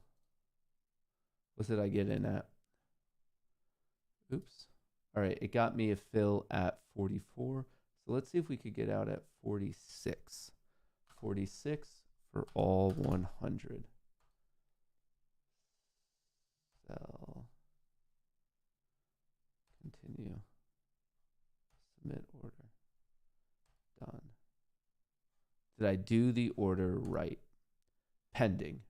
All right. I got into 100 of these Q puts at 436 as a strike. My average fill was 44, just below 44. I'm looking to dump it at 46. So not only should I get the $200, but then I should get an additional 36. Oh, I think it just hit. Yep. Okay. Let me show you guys what I just did so I don't want to distract you. Right here, QQQ 436. I got 100 of them And on top of it, I got a fill at 44, and I got an additional rebate of 18. And then I just got the fill at 46 per contract for all 100 and another $18 in rebate. So I made $200 in the trade and another $36 in the rebate. So that was the second scalp of the day. The first scalp of the day made 100, but then plus another 36. So $36 times 2, because 2 different scalps. Obviously, that's coming out to 72. So I made $72 in rebates and then $300 in the actual trade. And like I said, it's just a little scalp and it's fun to me. Like just to pay for random little things in my life with like just stupid little scalping. For example, if I need to buy more of those Apex accounts, I use this money to do so. That type of a vibe. All right. Bitcoin catching itself. Obviously, there was the excitement, little mini dump, trying to build back up. I wonder if we're just going to end up having a big rip. But it's not 50% share on the rebate. So you paid what you earned. What are you talking about? No, you get 50% of the rebate. I generated. So for on each trade, I generated 36 and I got half of that, 18, but then times 2 because there was 2 different trades. So, and then I did 2 different scalps. So I got 18, 18, 18, 18. I got 50% of the rebate, or my rebate was 50% of the payment for order flow that I generated. So basically, if I got in and out at the exact same value, I would actually be net ahead by 36. 18 on the first one, 18 on the entry, 18 on the exit, even if I got in and out at the same value because I generated that payment for order flow and public gives you back half of it. Okay, yes, the Rumble numbers. Wait, where did it go? I had an Ortex. I don't know where my Ortex page went. The short interest did slightly increase here. Let me just open up a new Ortex page to check out what's going on here. Rumble shorts right here. A slight increase in the shorts, 17.79%. Slight increase from yesterday. Cost to borrow 48.75, slightly coming down. Utilization 96.15, pretty much going flat. What's interesting to me, those numbers have been flat for about 2 weeks now. What's interesting is more of the technical setup of can it, so right here, higher highs, higher lows, a breather into a bullish positive EMA cloud, and then bouncing off of the 48 EMA pushing higher. I think a push and close above really, I liked yesterday's close above 7. I actually really liked it. The next thing on my radar is how does it react to the $8 psychological whole integer value? So I'm looking at $8, but obviously like for the bull case to be intact in the short term, you want to see this cloud stay green. You want to see this revert, like you want this higher low right here from the 28th relative to what we saw in January. You want this to hold. You want to still see an overall pattern of higher highs, higher lows in obviously the most general sense, but I'm hoping it can base right here in the high 6s, pop, test 750, quickly rip to 8. But in terms of the market structure and really the shorts, these numbers have been consistent ever since, let's zoom in, we can see it a little bit better. They've been consistent since really all of February, since the start of February. They've been pretty consistent. So just something to consider. SPY vomiting, Q's vomiting. I could have held that Q position and probably been up thousands of dollars right now. Probably could have been up thousands of dollars right now. Log in. Let me switch these timers. Disable.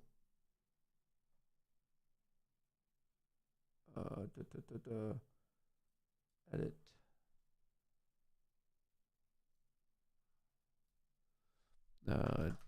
Discount with code Goonie. All right, the Apex thing is good. Apex thing is good. The best place. Let me edit this really quick. Trade with me daily.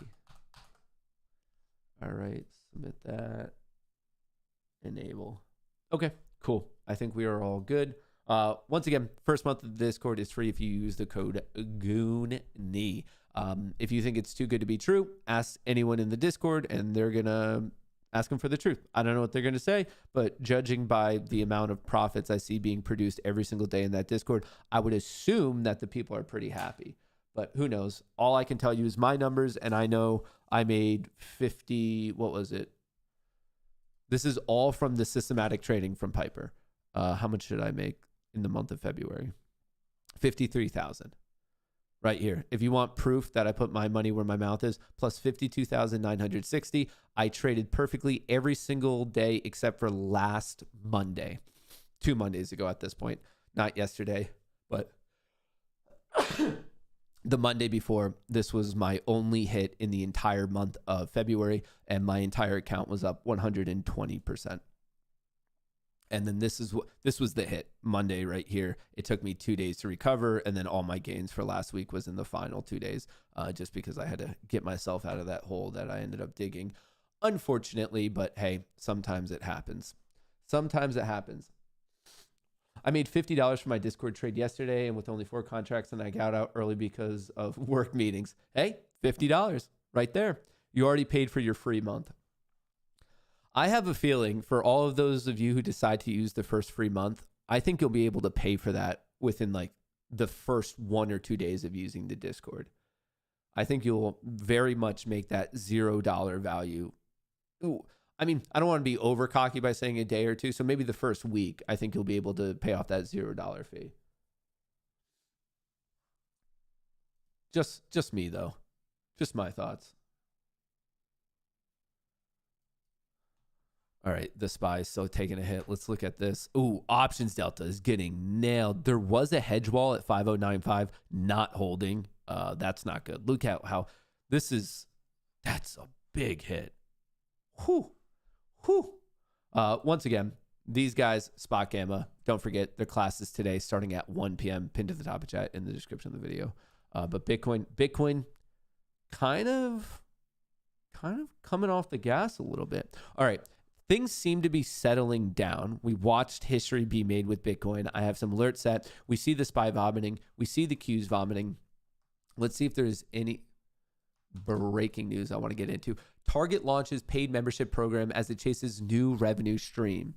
Bitcoin rockets to an all-time high above 69,000, surpassing 2021 record.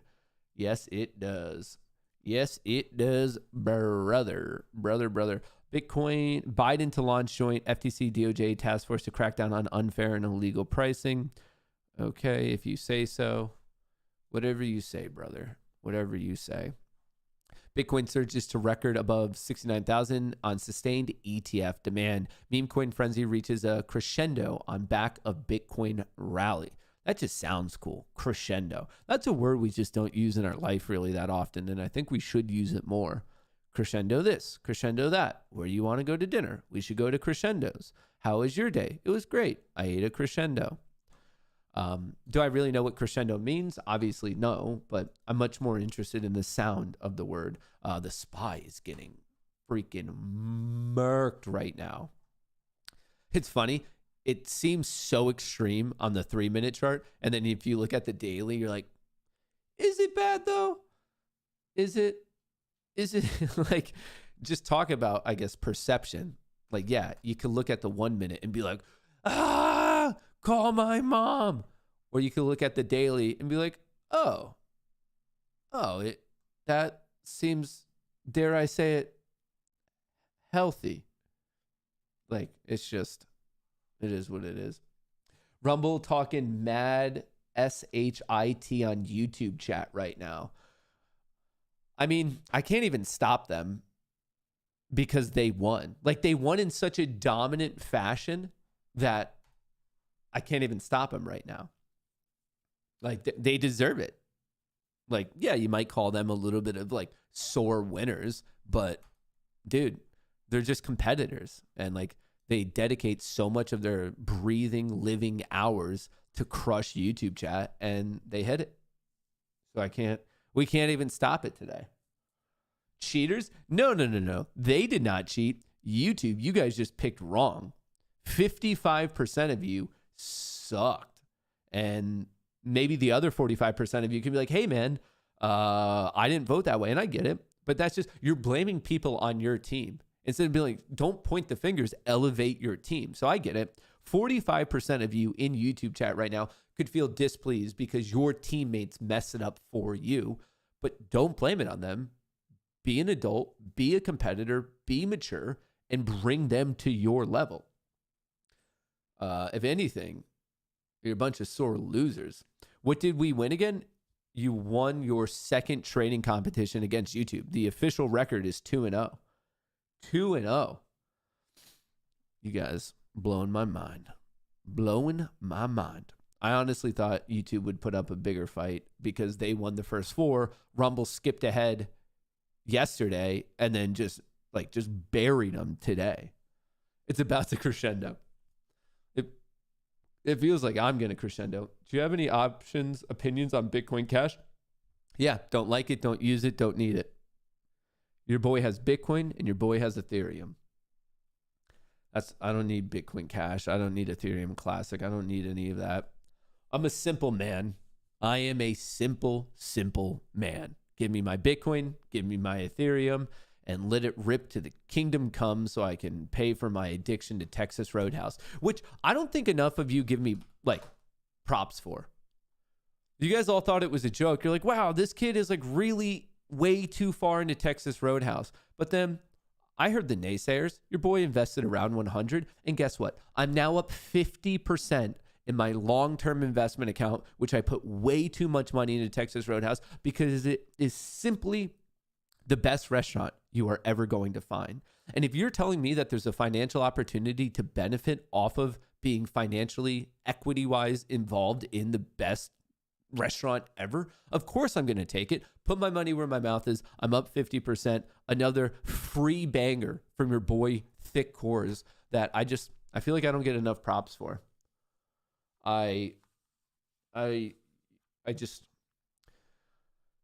You guys don't treat me like the Pico influencer that I am. And that's the offensive thing. If you guys don't treat me like the appropriate Pico influencer, how am I ever going to become a micro influencer? You guys are putting a ceiling on me and my capabilities. And this is exactly why I've never officially crossed the crescendo from Pico influencer to micro influencer. I don't know, man. It's offensive. It's offensive. They have shitty ribs. Sorry. Oh, wow. Guess who are in themselves a timeout? Put user in timeout. Wow. I think we all learned a little something. Miguel, if that is your real name. You sound like a Longhorn Steakhouse Outback plant, a business saboteur, if you will. Yeah, maybe you should think about that while you're in the timeout corner right now. Maybe you should think about how your own life actions have led you to this moment. I didn't want to time you out, but you forced me to time you out because you're not acting like a real crescendo right now, if you know what I mean. It's actually, dude, you can't beat the cinnamon butter. Exactly. And that's how they start the meal. Dude, they start the meal with a literal piece of heaven. They're not whipping those buns up in a normal oven. Dude, those motherfuckers, they found a staircase to heaven itself. They knock on the door. They're like, what's up, my angelic friends? We need another order of bread. And don't forget the butter. And then someone walks it all the way back down from heaven. No way will you ever get me to believe that those are somehow brought to form in a normal human oven. You will never, ever, ever convince me that those buns and that butter is made by a mere mortal on planet Earth. It doesn't, no matter what. You're not going to convince me. You're not going to convince me. And I don't know, Miguel in here, maybe he's doing a little bit of reverse psychology. Maybe he knows we're onto the secret and they don't want the secret out. So he's playing, it's like reverse psychology. That's exactly what it is. It feels like Miguel, he's like, oh, maybe he loves Texas Roadhouse so much that he's like, oh, I got to protect it. The secret can't be out. So he's trying to play the other side psychologically to get us off the trail. I think that's the only logical explanation for him that a freak statement to say that the ribs aren't that good. That's beyond me. That's above my pay grade. I don't think the world's leading psychologists could really wrap their head around the delusion that statement is. But I don't know. I don't have a PhD in psychology anymore. They took that one back from me. They took that one back from me, unfortunately.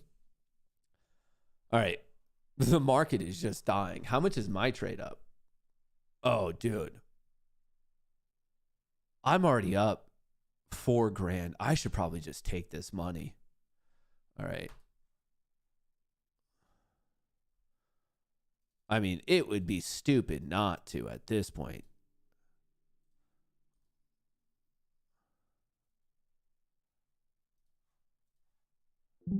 All right. We're going to throw up an order to try to lock this puppy in. Dude, already up $4,000 on the day. That's easy peasy lemon squeezies. When you're up $4,000, I like the buns and the steaks, but the ribs suck. Miguel, you're going to force me to do something I don't want to do. Did you not learn your lesson? Like, we were literally just through this, but the ribs suck. I feel like the negative reinforcement is not working on you. You did something out of line and you got in trouble for it. And your first thought was to come back into the public digital social square here and do the exact same thing again. Obviously, this guy's a plant because no normal human would behave like that. This guy's a plant. I don't know who you're working for. I don't know what other wannabe steak chain you're working for, but you're not going to dissuade any of us from the fact that Texas Roadhouse is a literal piece of heaven on our planet. Miguel, you're not, I will not engage with such a deranged lunatic. No, I'm not going to stoop down to your crazy person level. I don't want to say it, and like, excuse my French. If there's any kids, you might want to get them out of the room. And I'll probably regret saying this, but I feel so emotional right now that Miguel, it literally sounds like you're from Loserville. And that, I know that's a harsh thing to say. I can't even believe that the words are coming out of my mouth. I know this is going to be clipped. I know this is recorded. I know if something's out on the internet, I'll never be able to take it back. But it truly, truly sounds like you are from Loserville. And you know what's from Loserville? A bunch of losers. So I'm not saying you are a loser, but I'm saying if you sound like a loser and your address is from Loserville, high chance you yourself are a loser from Loserville. And I'm not saying it, but I'm saying walks like a duck, quacks like a duck. It's probably a duck. Just throwing that out there. Just throwing that out there. I, with Miguel, Outlook has better ribs. Dude, you guys are going to make me quit my job forever. I'm never coming back and hanging out. I don't like you guys anymore. I'm going to quit my job and never come back. And then I'm just going to hang out with my friends at Texas Roadhouse. One of these days, okay, you guys are going to be so sorry. When I become a little bit more disciplined to take care of my mental health, my physical health, and I have enough maturity and discipline to stick to my trading and like finally do what I should do with my life, you guys are going to be so sorry. You're going to be so sorry when I get my diet together, when I get my sleep together, when any of that happens. I am going to buy every single Longhorn Steakhouse, Outback Steakhouse, Sizzlers, anything that you think could somewhat be competition. I'm going to buy every single one and then I'm going to shut them down. I will go through this entire world one by one. I'm going to buy them. They're going to be mine. And then they're going to be done forever. And I'm doing this out of pure respect for the Texas Roadhouse. And honestly, the fact that we don't have some billionaires already doing this, it's a little bit disrespectful if you ask me. But as soon as I figure out my life, these other ones are going to be in trouble. They're going to be. Olive Garden has better ribs. All right, we've heard crazy things in chat today, but you're an actual fucking lunatic. Billy Bag of Donuts. The Olive Garden has better ribs. Like, all right, crazy person. I didn't know they had internet connection in the insane asylum, but I guess it's your day out in the digital world. What? That's crazy.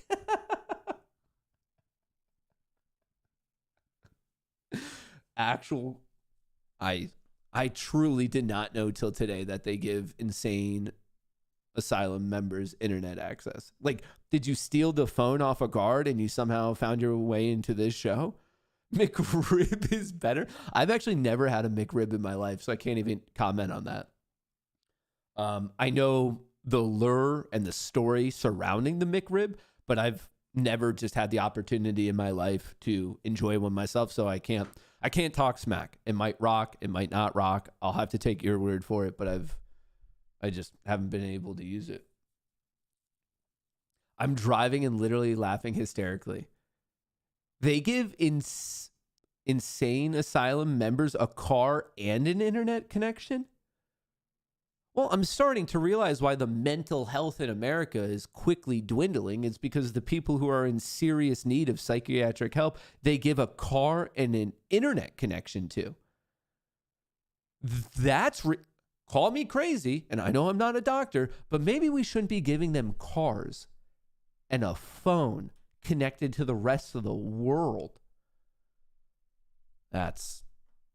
Dude, I guess you learn something every day. Facebook is down for unknown reasons. Awkward. That's awkward. It's because Zuckerberg is too busy beating the crap out of people in MMA. All right. I still haven't hit my profits on the day, but it should be. If there's like one little additional push, I should be good. Coin taking a very quick dive. Is anything in the green? Right now, gold's the only thing I see in the green. And obviously crypto. Bonds are up. Dude, the one-day VIX is ripping faces right now. The one-day VIX is just going haywire. How's the options market? Diving.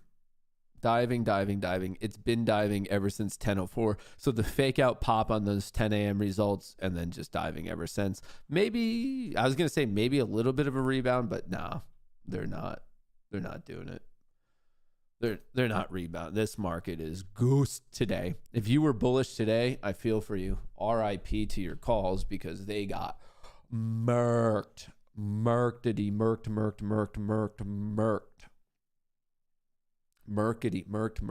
murked. Dude, give me my profits. I'm so close. I'm the bid right now.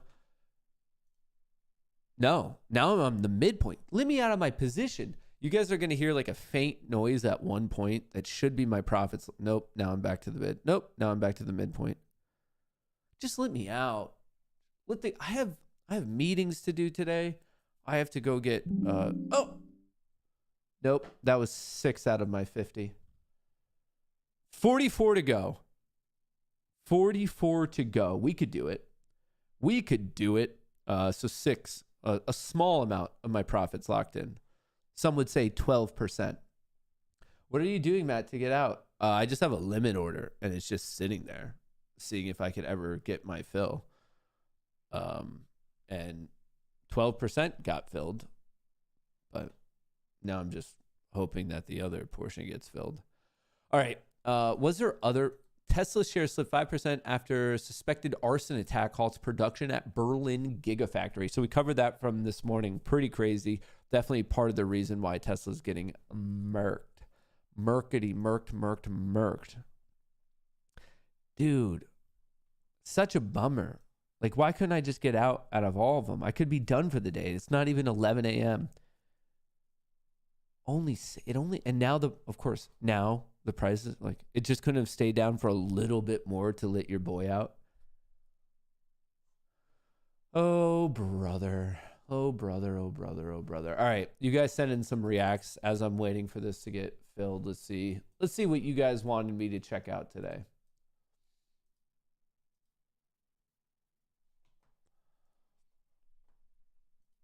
Dine and dash prank on girlfriend. Guy pranks his girlfriend by making her dine and dash. Dine and dash prank on girlfriend. Thank you. Did you pay? No, she ain't came yet. Oh my gosh, I forgot my wallet. No. I don't want you paying it. Let's just go. Where? To the car. Let's dine and dash. It'll be fun. You go to jail? You're no fun, bro. You never do no fun stuff with me. I'm fun. All right, then go. Come on. That's all it took to convince her? Just say, you're no fun. Go. I'm about to drop you off at the front. My heart is beating through my chest. Was that fun? Kinda. Yeah, I paid the bill. You did? Yeah. Oh, thank God. I was literally like thinking about how I'm gonna call up there and pay the bill. Dine and dash prank on girlfriend. She was so easily convinced to do that. I don't think that's good. Bidenomics. My Roman Empire is the fact that when I was growing up in the early to mid 2000s, my dad only worked one job and my mom was a stay-at-home mom for 90% of my life. And we were really lucky, and my dad made about $100K at his job, and that was enough to support a family of 4 on 7 acres of land plus build our own house. And now that I'm an adult living on my own, I'm single, I have no kids, I can barely even afford rent. Their mortgage payment was $790. Like, I make 60% of what my dad made in the early 2000s, and he was supporting a family of 4 on his solo salary of $100K, and I can't even support myself on a salary of just under $60K. Like, make it make sense. Well, first of all, inflation. But what was your dad doing in the 90s to make $100K per year? That's like $300K right now. What was her dad doing, man? $100K in the 90s? What was that man up to? I have more questions than I do answers at this point, and I need to know. I need to learn. All right, let's see. And nobody wants to live. I mean, once you're out here in the outdoors, it gets in your blood, and it's hard. I don't want to be in a stuffy room. I don't want to be in a stuffy apartment building that they've been building down there, because I just don't. I prefer the fresh air. You know, it gets in your blood, dude. So what's it gonna take for you to accept housing, or what kind of housing would you accept? I have to die or something. I mean, you can see how cold he is. I'm 53 now. I think I have a few more years left in me out here, and then I'm going to have to break down and get sober, you know. But what you're saying is that right now, there's no housing you would accept. You prefer the outdoors. You prefer the streets. Yes, absolutely. And nobody That's wants kind to... of crazy. Like, we just think about it inherently of like, oh, like we'll get them all housing, but yeah, I guess some of them don't. What it takes to drive F1. Oh, their neck strength. Here is why the average human couldn't drive an F1 car. The reaction time of an F1 driver is around 200 milliseconds, with a record reaction of 40 milliseconds set in 2019 by Valtteri Bottas. This is the kind of reaction time that allows cats to not fear snake attacks. The brake pedal in an F1 car requires 100 kilograms of force to fully utilize the brake power. Additionally, during braking, an F1 car generates a 5G of force on the driver, which is similar to landing a 2-story jump. The driver's neck is the most strained, making the loads on it equivalent to the head weighing 40 kilograms. Which is why some F1 drivers have such a large necks. During a race, the cockpit of an F1 car can heat up to 60 degrees Celsius, virtually melting 2 to 3.5 kilograms of fluids from the driver and causing an F1 driver's heart rate to remain at 170 to 180 beats per minute for the 90-minute race. For comparison, Eliud Kipchoge, the world record marathon holder, who can run 42 kilometers in 2 hours, maintains a heart rate of 160 to 170 beats per minute during that time. Let that sink in. Dude, F1 Here is why the average human... Crazy. F1 is crazy. $50 minimum wage. If you think it's impossible, let me tell you right now, Barbara Lee has just introduced this policy into the Senate in California. She is running to be California's senator, and we will be voting for her. She is the only person running. She's running against Adam Schiff and Katie Porter to support a ceasefire, unequivocally, ceasefire from day one, free Palestine from day one, and now she just introduced $50 minimum wage. She is my girl because she is pushing the overtone window in the correct direction. And of course, the media is already painting her as like, ooh, is she too far left? Like, is she gonna make it? She'll make it if we vote for her. I am so sick and tired of neutral, lukewarm Democrats running off of like their sadness over Trump and basically nothing else. I want a spitfire black woman from Oakland to come out guns blazing with $50 minimum wage, because that is what we need to survive. Let's start the conversation there. Let's start the conversation at $50 minimum wage, and then maybe we can back it up if you have something better to offer. Anyway, Californians, March 5th is our election. Do not forget to vote for Barbara Lee. I mean, $50 an hour is $100K a year. If you think you need $100K to survive, like solo, no, that's crazy.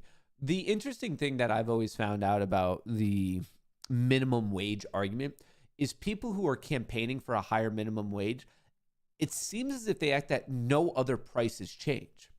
It's not like we live in a vacuum where you can increase minimum wage and not have any other repercussions in terms of your housing, your insurance, your food. Obviously, all these things are going to be priced accordingly. The nominal value of your pay really doesn't matter. It's your pay and then the ratio of your pay for your housing, your food, your groceries, your insurance, and all of those things. We need to fix the ratio, the cost relative to the average income. By simply saying we want to increase the average income, well, what do you mean? You would be better off getting paid $5 an hour if you only had to use 10% of your income to pay for your life versus being paid $100 an hour if you had to use 80% of your pay to pay for your life. So it's the ratio that matters here. And that is never, ever brought up in these discussions of average pay. And a lot of the times they're just like, yeah, no, magically, if we get paid more, it'll be fine. If you increase the average, like, or really just the minimum pay, everything else is going to follow. The focus should be on improving the ratio, bringing housing down on a relative basis to the average income, bringing insurance down, bringing groceries down on the relative basis. The magnitude doesn't matter. It's the ratio, and that's never, ever really discussed. Like what she's campaigning for, this lady who's obviously not informed, is basically saying, let's make inflation worse. And she doesn't even realize what she's saying. It's ridiculous. Welfare for Black Americans explained in under 2 minutes. They don't got abortion clinics at the border. They're telling us as American women, specifically Black American women, we need to abort our children. But if you coming across the border with your baby, oh, come to the land of milk and honey, the great land of opportunity. We'll take care of you. Joe Biden even said, I'll give illegal immigrants coming across the border $400,000 apiece. Can you imagine? If they were to go to that Black single mother living in the hood, not even $400,000, offer $4,000. Because I know some Black women that can make something jump with $4,000. Offer her $40,000. You know why they'll never give us that? Because they know that we'll never need them again. Welfare reminds me of an old man I used to date. I was in a relationship with him for 11 years. He would never marry me, right? But whenever my bills were due, I would tell him he would give me just enough. He had a whole lot of money. He would give me just enough. Rent due, $1,200. He'd give me $1,200, not 1 cent over, because he knew that every month the rent was due, that I would have to come back to him. He wouldn't give me $100,000 and say, here, baby, bump that, go buy you a house and start you a business, because then he felt like I wouldn't need him. The government system is the same way. Pretty when valid it comes point. to Black Americans. They'll never give us enough to get over and get up. It's only enough to make sure we continue to come back every 30 days so that we can remain slaves to their system. Unique way to look at it. Hard to disagree. Hard to disagree with that. All right, I think you guys actually sent in a couple more. What do we have here? All right, we'll do 3 more of these. We'll see what's up. The PMM from Spain got laid off, so she made this video stand out in the job market. Love it. It's broken LinkedIn. Hi, I'm Marta. I recently got laid off from my job Marta. as a product marketing manager. I was in love with my job, doing marketing in a company built for freelancers. But all of a sudden, I did a lot of thinking. This is very creative. Traveling, Obviously, she has some cinematography and of course, skills as applying. well. I was applying to so many jobs that had hundreds of applicants and wasn't even getting an interview. All I wanted was to meet face to face.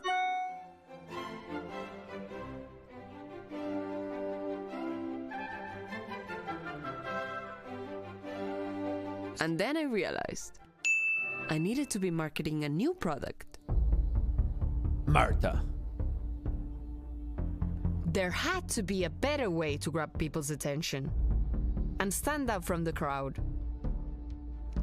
Tras más de 6 años en marketing, mis compañeros dirían que soy una persona adaptable, doncs he estat en diferents indústries, startups, pymes e inclús agències. Ce qui m'aide à me rapprocher des besoins des clients et du This public is cible. so ingenious to show that she knows various languages. Dude, this is very creative. Sono un'ottima comunicatrice e mi assicuro che il marchio segua una narrazione in linea con il mercato e senza dubbio lo...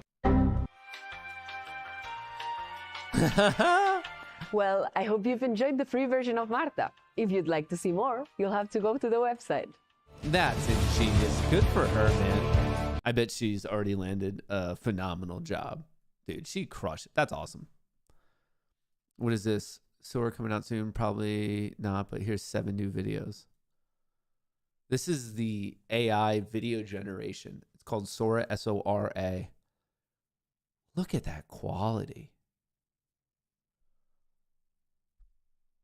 What? There's no sound to it. That's so cool. A mini Aussie painting a picture of her favorite. Dude, these are so good. An extreme close-up shot of a woman's eye with her iris appearing as Earth. This cat video is generated by... This is ridiculous. That's wild. That's so wild. What do we have here? I'm here to speak on behalf of the poor, the elderly, who are struggling because of the issues that you deal with and how you deal with them. So we're talking about a thing that's going to navigate people. I took a look at some figures, and I figured some people here might ought to hear them. If we look at Denver with 40,000 immigrants, and we think that they cost $1,000 a month for housing, it's going to be $480 million for 1 year. That's just $1,000, and I don't think you can get housing for that. If you feed those people $40,000 at $200 a month per person, I don't think that's possible today. If any of you have gone to the grocery store, that's $96 million in a year. We are headed for a tsunami. I don't think you know what you're heading at. The total of that, $576 million. Your budget, if I am correct, and I Googled it, I might be wrong, is only $72 million. I ask you how you think you're going to afford it. Now, I'm not sure I'm correct on all those numbers, but they're pretty close.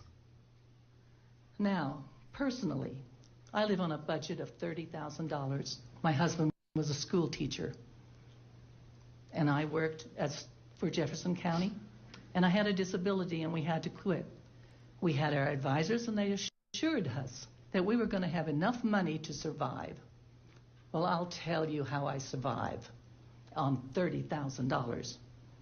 You have done such wonderful work with your housing that you have caused my taxes to go up to $4,000. Oops, I'm getting really close. $3,000 for insurance, $3,000 for my car, $10,000 extra.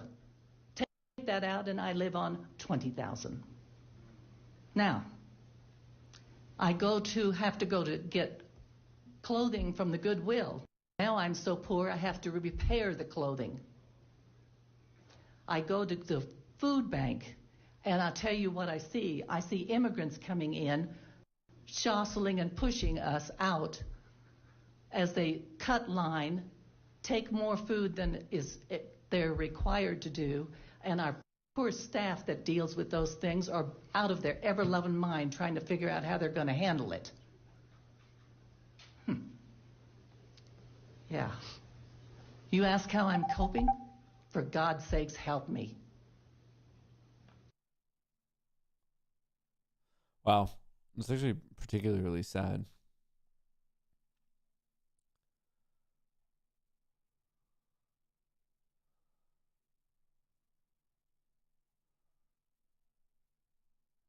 I mean, just maybe, I'm sure the whole argument of where our money's going and how it's being utilized is super nuanced, but like in the highest level sense, something's off. It is something is off when we have the ability, apparently, to assist everyone else in this world except for our own people that like are saying, hey, we would love help. And then the government's like, nah, dude.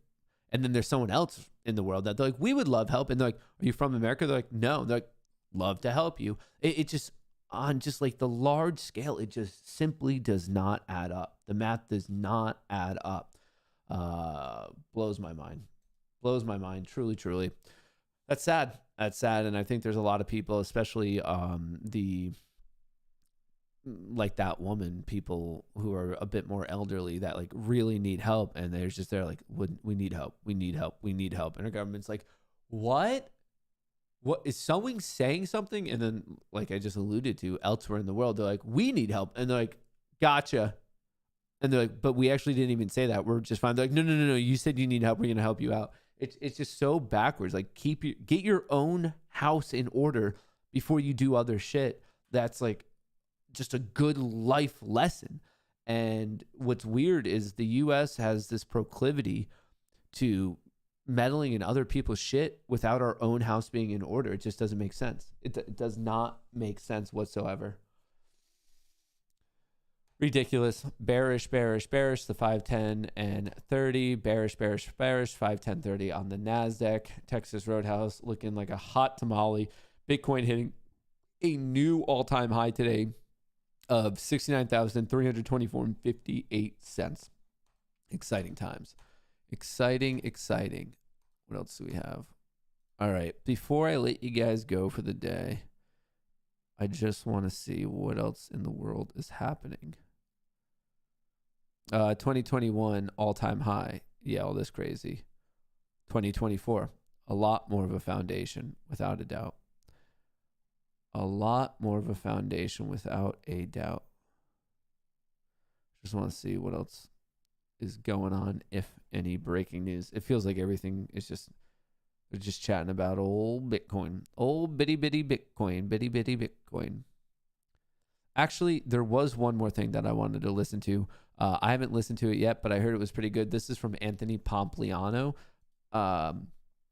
Anthony Pompliano, huge Bitcoin supporter, entrepreneur, guy who was in the world of Bitcoin very, very early on, speaking with CNBC's Squawk Box about Bitcoin and the new all-time high.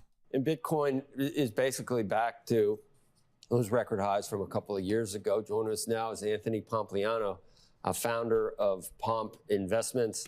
And it's kind of a fool's errand to ever try to figure out where Bitcoin is headed. But just in terms of things that are on the horizon, we got the halving coming up. We've had the ETF that was recently, spot ETFs are now becoming more mainstream. And how long has it been? Has it been 2 months? It started maybe a little bit slow, but then it's been like kind of a rocket ship. If you look over the last 60 days and in the next 60 days, I think there's two big stories. The ETF approvals obviously were a huge deal. BlackRock alone has $11 billion in their ETF. They added $1 billion just in the last day.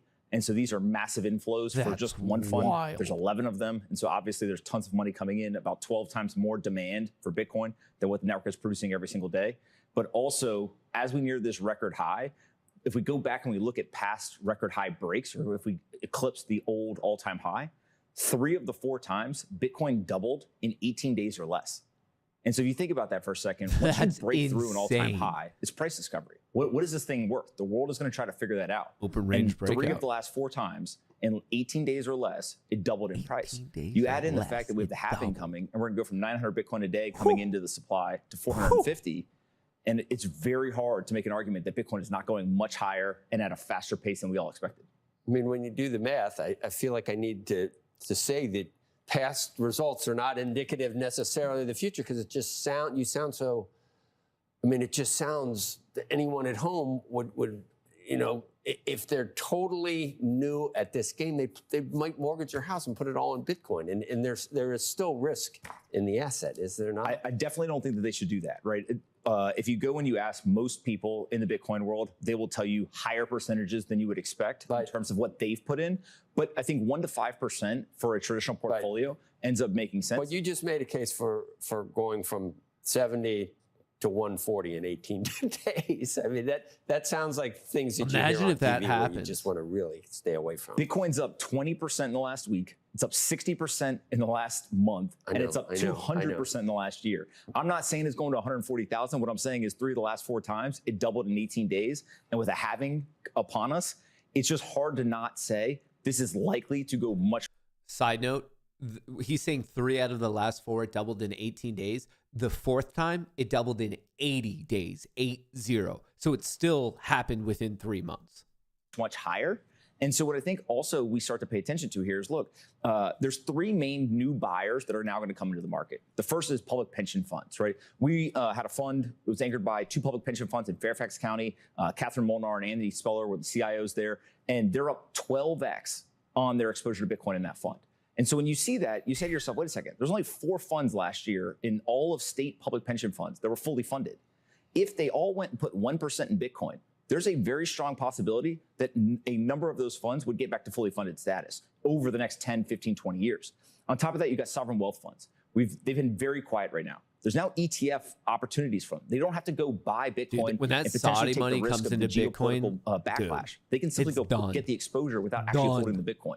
If a sovereign wealth fund comes out, especially a major one, and says, we've bought Bitcoin and it is a material percentage now of our portfolio, I think that there will be a global race between countries. Do you think gold is up in sympathy with Bitcoin? I mean, why is no, or monetary is there policy? The 34 trillion inflation is coming down. Is it 34 trillion? Is it the number? Is it the amount of debt and how quickly it's growing that has Bitcoin and gold both strong in recent sessions or in recent months? If you go and you look, one of the critiques of Bitcoin was it was a zero interest rate phenomenon, right? Oh, if rates are down, Bitcoin's up. Yeah. If rates go up, Bitcoin comes down. They haven't come down. Well, rates are up and Bitcoin is back to an all-time high. Stocks are up, et cetera. So what Bitcoin has become is a index for global liquidity. And although the Fed, the ECB, and Japan are actually contracting their balance sheets, China has been basically giving the middle finger to the rest of the global economy. And they're saying, hey, we're going to ease here. We're going to go and put liquidity into the market. And so Bitcoin is a big, big winner. If you believe that the dollar is going to continue to be debased over the coming decade, Bitcoin's going to be a winner. And if you think global liquidity is going to go up, Bitcoin's going to be a winner there too. And what's gold's market cap? Is it 10 trillion or so? 10 to 12 trillion. Yeah. Some people are looking for Bitcoin to be 10%. 50% of the market cap. You think it could be a multiple of the market cap of gold? Today, Bitcoin at 1.35 trillion. It's bigger than the U.S. high yield bond market. It's bigger than the silver market. But it's a tenth of gold. That's and fine. you think it could go to half of gold? That'd be. It used to be 1% of gold. Now it's 10%. Eventually it's going to be 100%. And eventually it's going to go past gold. So that would be over $1 million a coin. Because Bitcoin is a 10x improvement on gold. And if you're a 10x improvement, to be 2 times the market cap would make sense. Okay. So you're bullish. Very bullish. I'm kidding. I know. I'm gathering that. And no matter, you know my feelings on this, and I have not been quiet. I'm still going to get grief for questioning you at all from the hodlers. And that's the other thing. No one's selling. We could be wrong. But if the network isn't producing any and no one's selling, then where the hell are these ETFs going to get the Bitcoin? Yes. So that's all. We could be wrong, but the probability is that it's going higher. All right, Anthony, thank you. In Bitcoin. The probability is that it's going higher. Let's actually dive into that. So why are we at this point now with crypto ripping? Well, okay, as Anthony referred to, okay, global liquidity going up, some weird things going on in China. People might want a store of value outside of their local native currency because of debasement. That makes sense in a higher level view. But really, the excitement has come from in January, mid-January, the spot ETF approval. You had 11 new kids on the block, and the top one, BlackRock, IBIT, already has $11 billion in assets under management. This is the highest appetite asset we've ever seen in Wall Street. Wall Street has never, ever absorbed a new asset class this quickly, like bar none. Second place, way, way deep down. This is heading into now mid-April when we have the halving. Historically, the halving has been very, very bullish for Bitcoin. So we have the spot ETF approval. We have the upcoming halving. And then later on, we're going to have loosening of monetary policy. That's what happens when we're at, $34 billion in debt. That's what happens when you have a $1.5 trillion deficit. That's what happens when you're in a political election year, when the people within power are just going to act like drunken sailors when it comes to the money printer to get a couple more votes, not realizing that it's prompting more inflation, more debasement. Of course, there's going to be desire for something that has a store of value. And then when the aspects and the nuances of that thing, i.e. Bitcoin, have very limited supply, 21 million. That's the max ever. And it's estimated that anywhere from 2 to 6 million of those have already been lost from people's keys, forgetting, death, all that stuff. Obviously, that's the theoretical max, but the number is going to be lower, and it's just going to keep driving lower. This is a very, very basic supply versus demand issue. When you have supply that has a max value, and if is anything dwindling, and demand but is doing nothing but going up, price has to pick up. This is the most rudimentary supply-demand crossover chart, and the fact that this is somehow lost on a lot of mainstream media, especially within the financial sector, it blows my mind. This is one of the easiest mathematical equations to explain why Bitcoin would go up. And yet some people are very dubious of it. And at a certain point, you want to shake them, be like, how would you not understand this? But who cares? The price action itself is proving that people missed out on it. Okay, you missed out on it. If you don't get it, you don't get it. And if they're going to get really interested when it keeps going higher and higher and higher. It's funny. People are unwilling to buy it when it's sub 20K, but then when it goes over 100, they're going to be chasing after it like no other. If anything, they're perfectly timing it the wrong direction. They're going to buy it when it's extremely high and forget about it if it takes a hit. And they're doing the exact opposite. And we've seen this cycle historically. It's going to repeat into the future. And at a certain point, you just hope more people would finally wake up to what's actually legitimately going on. Insane. It's insane that not enough people are understanding this. But I guess that's life. I guess that is just life. Folks, on that particular note, that's it for today's show. Pinned to the top of chat is Spot Gamma. If you want to do their class today, it starts at 1 p.m. today. They are a phenomenal group of people. I highly, highly recommend it. It's only $47 for 4 classes that I guarantee you the knowledge that they're sharing is worth exponentially more than $47. Pinned to the top of chat. Also, shout out to 1775 Coffee Co. Right here. Check it out. Use the code Matt. You get 10% off. I'm a big fan of the medium roast. Haven't tried the dark roast yet. When I do, I will let you know. And then other than that, I'm going to go hang out in the Discord. So if you want to trade with me, if you want to trade with other people, the first month is free. Use the code Goonie. We'll be posting content later on today. And then we'll be streaming once again tomorrow morning, 9 a.m. bright and early. Don't forget that tomorrow there's some specialty stuff going on. Tomorrow, there are some announcements early in the morning around 8:15 a.m., but later in the day at 10 a.m. after the market opens, Jerome Powell will be doing his live testimony. So obviously, we are going to be streaming that to celebrate Hump Day. That's what I have for you. I appreciate all the good vibes. Congrats to all the people who have been hodling crypto higher and higher and higher. I hope you enjoy your tendies. That's what I have. Peace out. Catch you later.